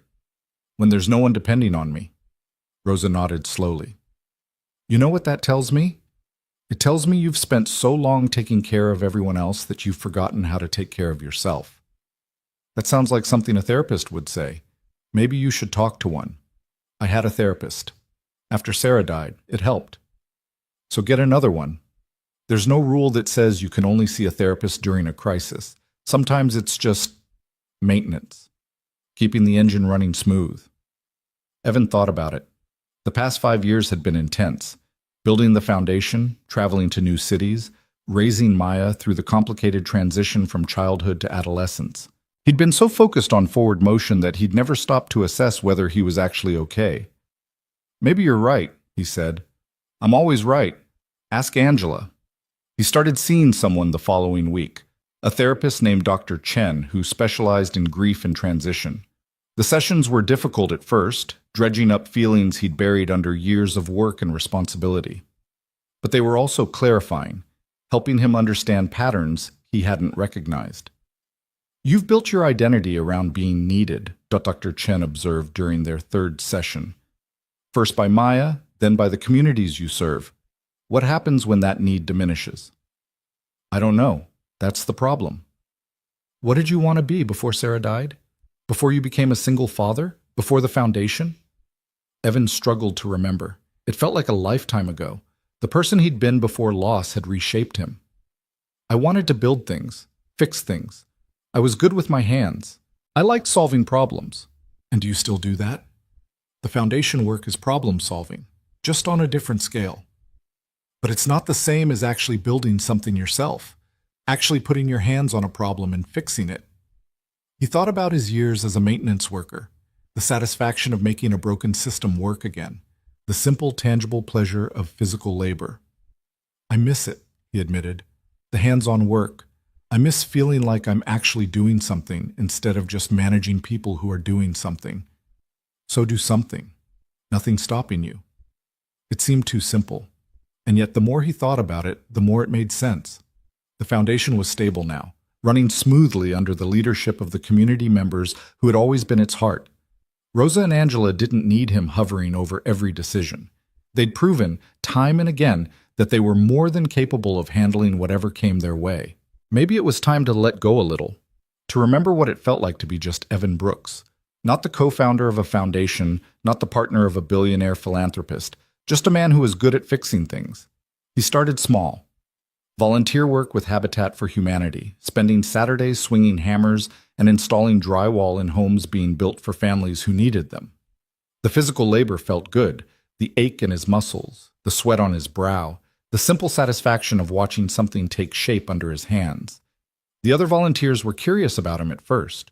Word had gotten around that he was connected to the Whitman Foundation, and people expected something else. Someone important, someone impressive. "You're really just here to work?" asked a young woman named Jessica, who was building her first home after years of housing instability. Not to supervise or take pictures for a newsletter. Just here to work, Evan confirmed. Hand me that level? She passed it to him, watching as he checked the alignment of the wall frame. You know what you're doing. I used to do this for a living, building maintenance, before you became a big deal. He laughed. I'm not a big deal. I'm just a guy who got lucky. Doesn't seem like luck to me. Seems like work. Maybe both. The luck gets you in the door. The work keeps you there. Jessica considered this. My caseworker said something like that. Said opportunity doesn't mean anything if you're not ready to grab it. Smart caseworker. She's one of yours, actually, from the foundation. Rosa something. Evan smiled. Rosa Gutierrez. She's one of the best people I know. She believed in me when nobody else did. Got me into the housing program, helped me get my GED, connected me with job training. Jessica paused, looking around at the half-built house that would soon be her home. I used to think people like you, rich people, powerful people, I thought you were all the same. Looking down on us, thinking you knew better. And now? Now I think some of you actually give a damn. Not all, but some. That's progress, I guess. It's more than progress. It's hope. She picked up a hammer and got back to work. That's what your foundation gave me. Not just resources. Hope. Maya came home from science camp transformed. Not in any dramatic way. She was still the same girl who had left. Still obsessed with space and stars and the infinite possibilities of the universe. But there was a new confidence in her bearing, a certainty that hadn't been there before. I know what I want to do, she announced at dinner, her first night back. I want to be an aerospace engineer, not just an astronaut. I want to design the ships that take people to space. That's a big goal, Evan said. I know, but I can do it. I met people at camp who are doing it. Women engineers who work at NASA and SpaceX and Boeing. They said it's hard, but it's possible. They said the most important thing is not to let anyone tell you that you can't. Has anyone told you that you can't? Not yet, but they will. That's what one of the engineers said, that being a woman in aerospace means constantly proving yourself, constantly fighting for respect. Maya's jaw set in a way that reminded Evan powerfully of Sarah. I'm ready for that fight. I believe you are. And even if I fail, even if I never get to design spaceships, I'll have tried. I'll have reached for something big. That matters, right? It matters more than anything. Later, after Maya had gone to bed, Evan sat on the fire escape and looked at the stars. The same stars his daughter wanted to reach. The same stars Sarah had loved to watch on summer nights, lying beside him on a blanket in Central Park. 7 years since she'd died. 7 years of grief and growth, of struggle and survival, of becoming someone he never imagined he could be. The pain was still there. Would always be there, he suspected. But it had become something he could carry, a weight that no longer crushed him. He thought about all the choices that had led him here. The decision to keep going after Sarah's death. Even when he wanted to give up, the choice to give up his seat for a tired stranger on a crowded train, the willingness to trust Claire to build something together, to let people into the carefully guarded space around his heart. None of it had been inevitable. Every step had been a choice, a decision to move forward instead of standing still. And every choice had led to the next, building a life he could be proud of. Maya would make her own choices. She'd face her own struggles, find her own way. He couldn't protect her from everything. That had never been the job. The job was to prepare her, to model what it looked like to keep showing up, keep trying, keep reaching for something better, even when the odds seemed impossible. He thought she was ready. More than ready. The Foundation's 10th anniversary celebration was held on a Saturday in September, in the community center where it had all begun. The building had been renovated since those early days, fresh paint, new equipment, expanded spaces for the programs that had grown beyond anyone's expectations. But the essential character remained the same. It was still a place built by and for the community, a space where families came to learn and connect and support each other. Evan arrived early, helping to set up chairs and arrange tables. Old habits died hard. Even now, after a decade of leadership roles and important meetings, he felt most comfortable when his hands were busy. Rosa found him straightening centerpieces. You know we have staff for that, right? I know. Just feels strange to stand around doing nothing. You've been doing that less lately. The volunteer work, the building projects. Angela says you've been spending every weekend with a hammer in your hand. It helps me think. It helps you avoid your feelings, is what it does. But Rosa was smiling. Not that I'm complaining. Whatever keeps you sane. The guests began arriving. Community members past and present, foundation staff, local officials, journalists who wanted to cover the anniversary. Claire came with her brother Daniel, who had grown closer to her since their mother's death. The estrangement that had defined their relationship for decades had slowly healed, another casualty of the transformation Claire had undergone. Maya was there too, now 15 and poised on the edge of adulthood. She'd dressed up for the occasion, a rare event, and was circulating through the crowd with the natural grace of someone who had grown up surrounded by community work.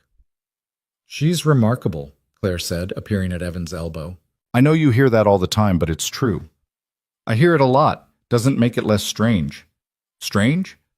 "That she turned out so well, given everything."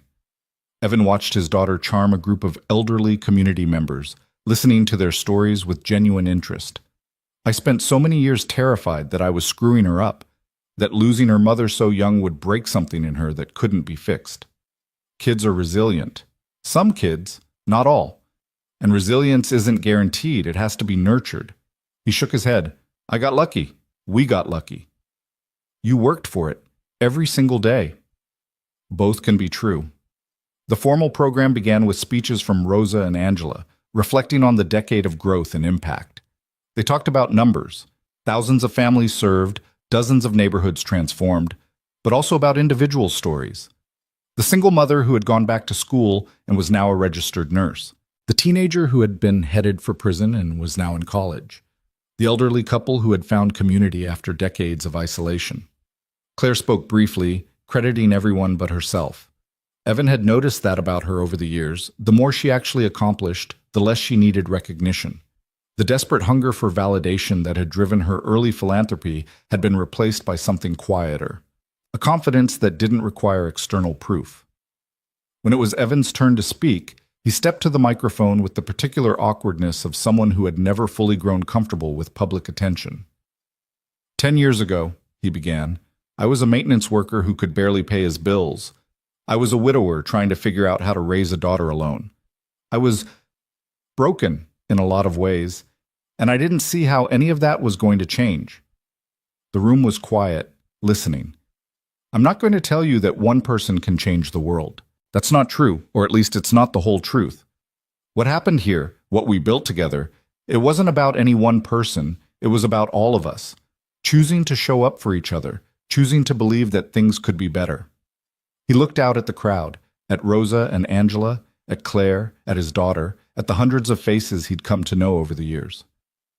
Someone asked me once, what makes a person kind? I didn't have a good answer then.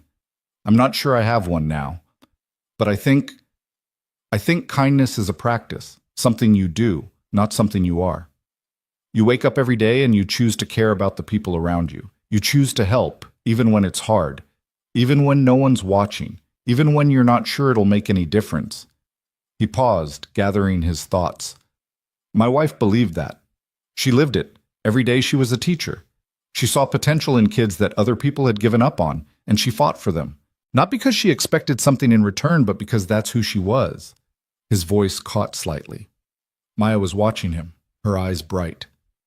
I've spent the last decade trying to be worthy of her memory, trying to raise our daughter the way she would have wanted, trying to build something that mattered, something that lasted. I don't know if I've succeeded. I don't know if anyone ever really knows that. He looked at Claire, who nodded almost imperceptibly. But I know this. We're not done.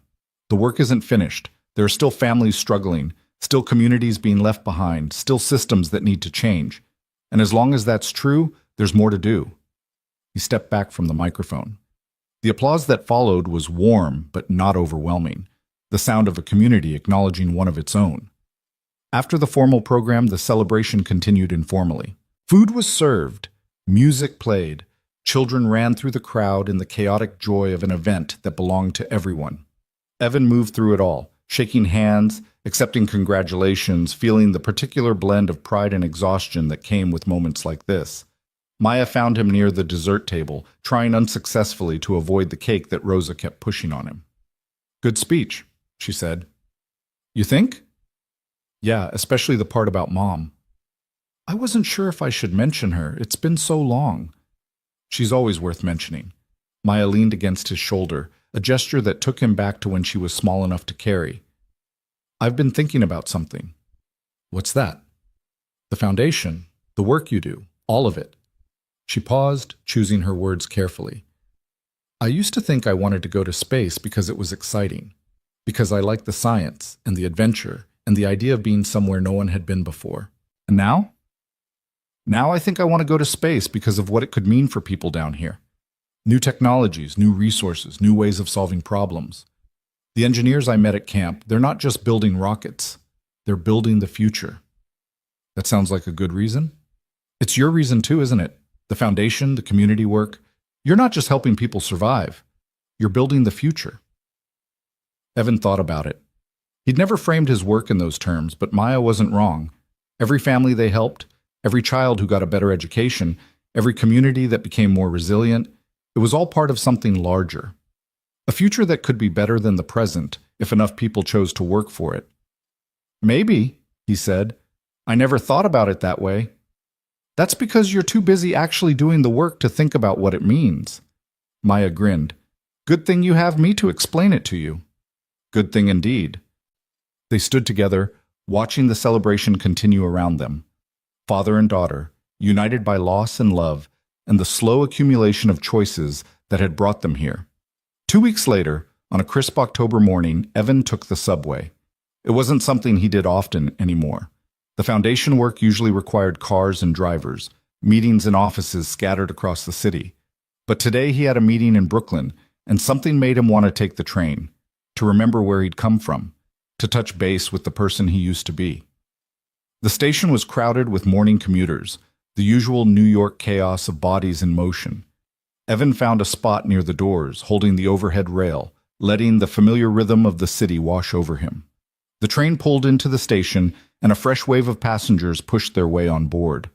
Among them was a woman who looked to be in her 30s, carrying a toddler on one hip and a bag of groceries on the other. She was clearly exhausted, the kind of bone-deep fatigue that came from juggling too many responsibilities with too few resources.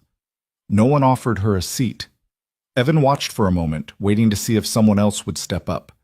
But the commuters around him were absorbed in their phones, their newspapers, their own private worlds. No one seemed to notice the woman struggling to keep her balance as the train lurched into motion. He stood up.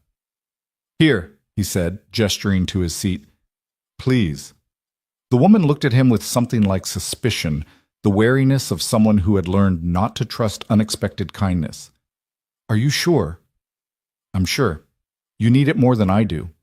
She hesitated for another moment, then sat down with a sigh of relief. Her toddler immediately settled against her chest, small fingers curling into the fabric of her shirt. "Thank you," she said quietly. "That's very kind." Evan nodded and moved to a spot further down the car. He didn't think about it again. It was such a small thing, after all, the kind of choice that barely registered in the grand scheme of a life.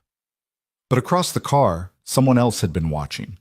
A young man in his 20s, dressed in the rumpled clothes of someone who had been working all night. He'd seen Evan give up his seat, seen the woman's gratitude, seen the small transaction of kindness that had passed between strangers. 3 stops later, an elderly man boarded the train. He moved slowly, hands trembling, clearly in need of a place to rest. The young man who had been watching looked around, saw that no one else was moving, and stood up. "Here," he said, echoing Evan's words from earlier. "Please." The elderly man took the seat with murmured thanks. The young man caught Evan's eye across the car and gave a small nod, an acknowledgement of something shared. Then the train arrived at his stop, and he was gone. Evan smiled to himself as the subway continued its journey through the city. That was how it worked, wasn't it? Not grand gestures or dramatic transformations, but small choices, accumulating slowly, rippling outward in ways you could never predict. A seat given to a stranger. A moment of kindness noticed by someone else. Another choice made. Another ripple set in motion. The train reached his stop, and Evan stepped out onto the platform. The Brooklyn meeting was waiting. Another day of foundation work. Another step in the long, slow process of building something better. But he felt lighter than he had in years. Something had shifted in that moment on the train, a reminder of why he'd started this journey in the first place. Not to become important or successful or even to heal from Sarah's death. Just to be the kind of person who helped when he could, who saw the people around him, really saw them, and responded with compassion. That had always been enough. It would always be enough. The meeting in Brooklyn went well. A new community center was launching, modeled on the programs they'd developed in Manhattan. New families would be served. New children would get opportunities they'd never had before. The work continued, as it always did. On his way home that evening, Evan stopped at the coffee shop near his apartment, Elena's, where he'd had that first real conversation with Claire all those years ago. The same café con leche, the same Dominican pastries, the same sense of a neighborhood that had watched him grow. He was sitting by the window when his phone buzzed. A text from Maya. Got into the summer engineering program at MIT, full scholarship. Can you believe it? He could believe it. He'd always believed in her. He texted back, proud of you. Always have been. Always will be. The response came immediately. Love you, Dad. Love you too. He put the phone down and looked out the window at the street. The sun was setting over Washington Heights, painting the buildings in shades of gold and amber. People walked by on the sidewalk, mothers with children, old men arguing about politics, teenagers laughing at jokes only they understood. His community, his home, the place where he'd rebuilt his life after it had fallen apart. 10 years ago, he'd been a man with nothing left to lose. Now he had everything, a daughter who was going to change the world, friendships that had survived every test, work that mattered, a sense of purpose that got him out of bed every morning. And it had all started with a seat on a subway train. A choice made without thinking, because helping was simply what you did. He finished his coffee and walked home through streets he'd known for a decade, thinking about kindness and legacy, and the strange, unpredictable paths that led people to each other. Maya was home when he got there. Her acceptance letter pulled up on her laptop, already researching everything she could find about the summer program. They have a rocket lab, she said without looking up. An actual lab where students build and launch rockets. Can you imagine? I can imagine. Evan sat down across from her, watching her face glow with excitement. Your mom would be so proud of you. I know. Maya finally looked up, her eyes bright. But so would you. You are proud, I mean, right? Prouder than I can say. Good, because I couldn't have done any of this without you. Without everything you taught me. I didn't teach you anything. You did this yourself. That's not true. Maya's voice was firm. You taught me the most important thing. You taught me that showing up matters, that helping people matters, that kindness isn't weakness, it's strength. Evan felt tears threatening and blinked them back. When did you get so wise? I learned from watching you. All those years, every day, you showed me what it meant to be a good person, not a perfect person, just good. They sat together as the evening deepened, father and daughter, talking about the future and the past and all the moments in between.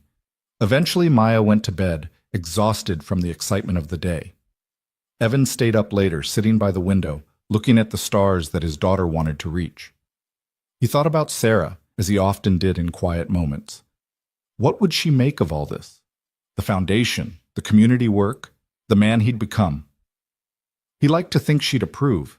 He liked to think she'd see the through line from who he'd been to who he was now, the same instinct to help, just expressed on a larger scale. He thought about Claire, who was probably in her own apartment right now, working on plans for the foundation's next decade. She'd changed so much from the woman who had stepped onto that subway train. They both had.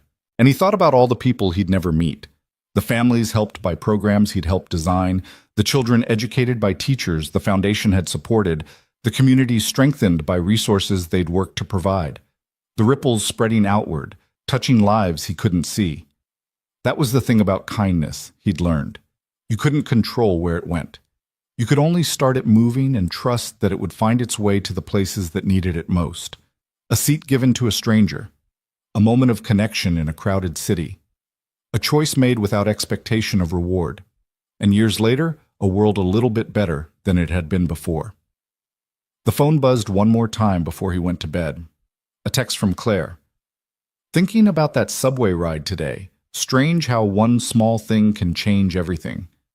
Evan typed back, not strange. That's just how kindness works. It moves forward on its own. Moving forward, Claire responded. I like that. He did too, because that was the lesson, wasn't it? The thing he'd learned over 10 years of building something from nothing. You couldn't control the future. You couldn't guarantee outcomes. All you could do was make the choice in front of you, the right choice, the kind choice, and trust that it would matter. Sometimes it wouldn't. Sometimes the ripples would fade before they reached anyone. But sometimes, a single moment of unexpected kindness would change everything. He'd learned that on a crowded subway train, giving his seat to a woman who needed it more than he did. He'd lived it every day since.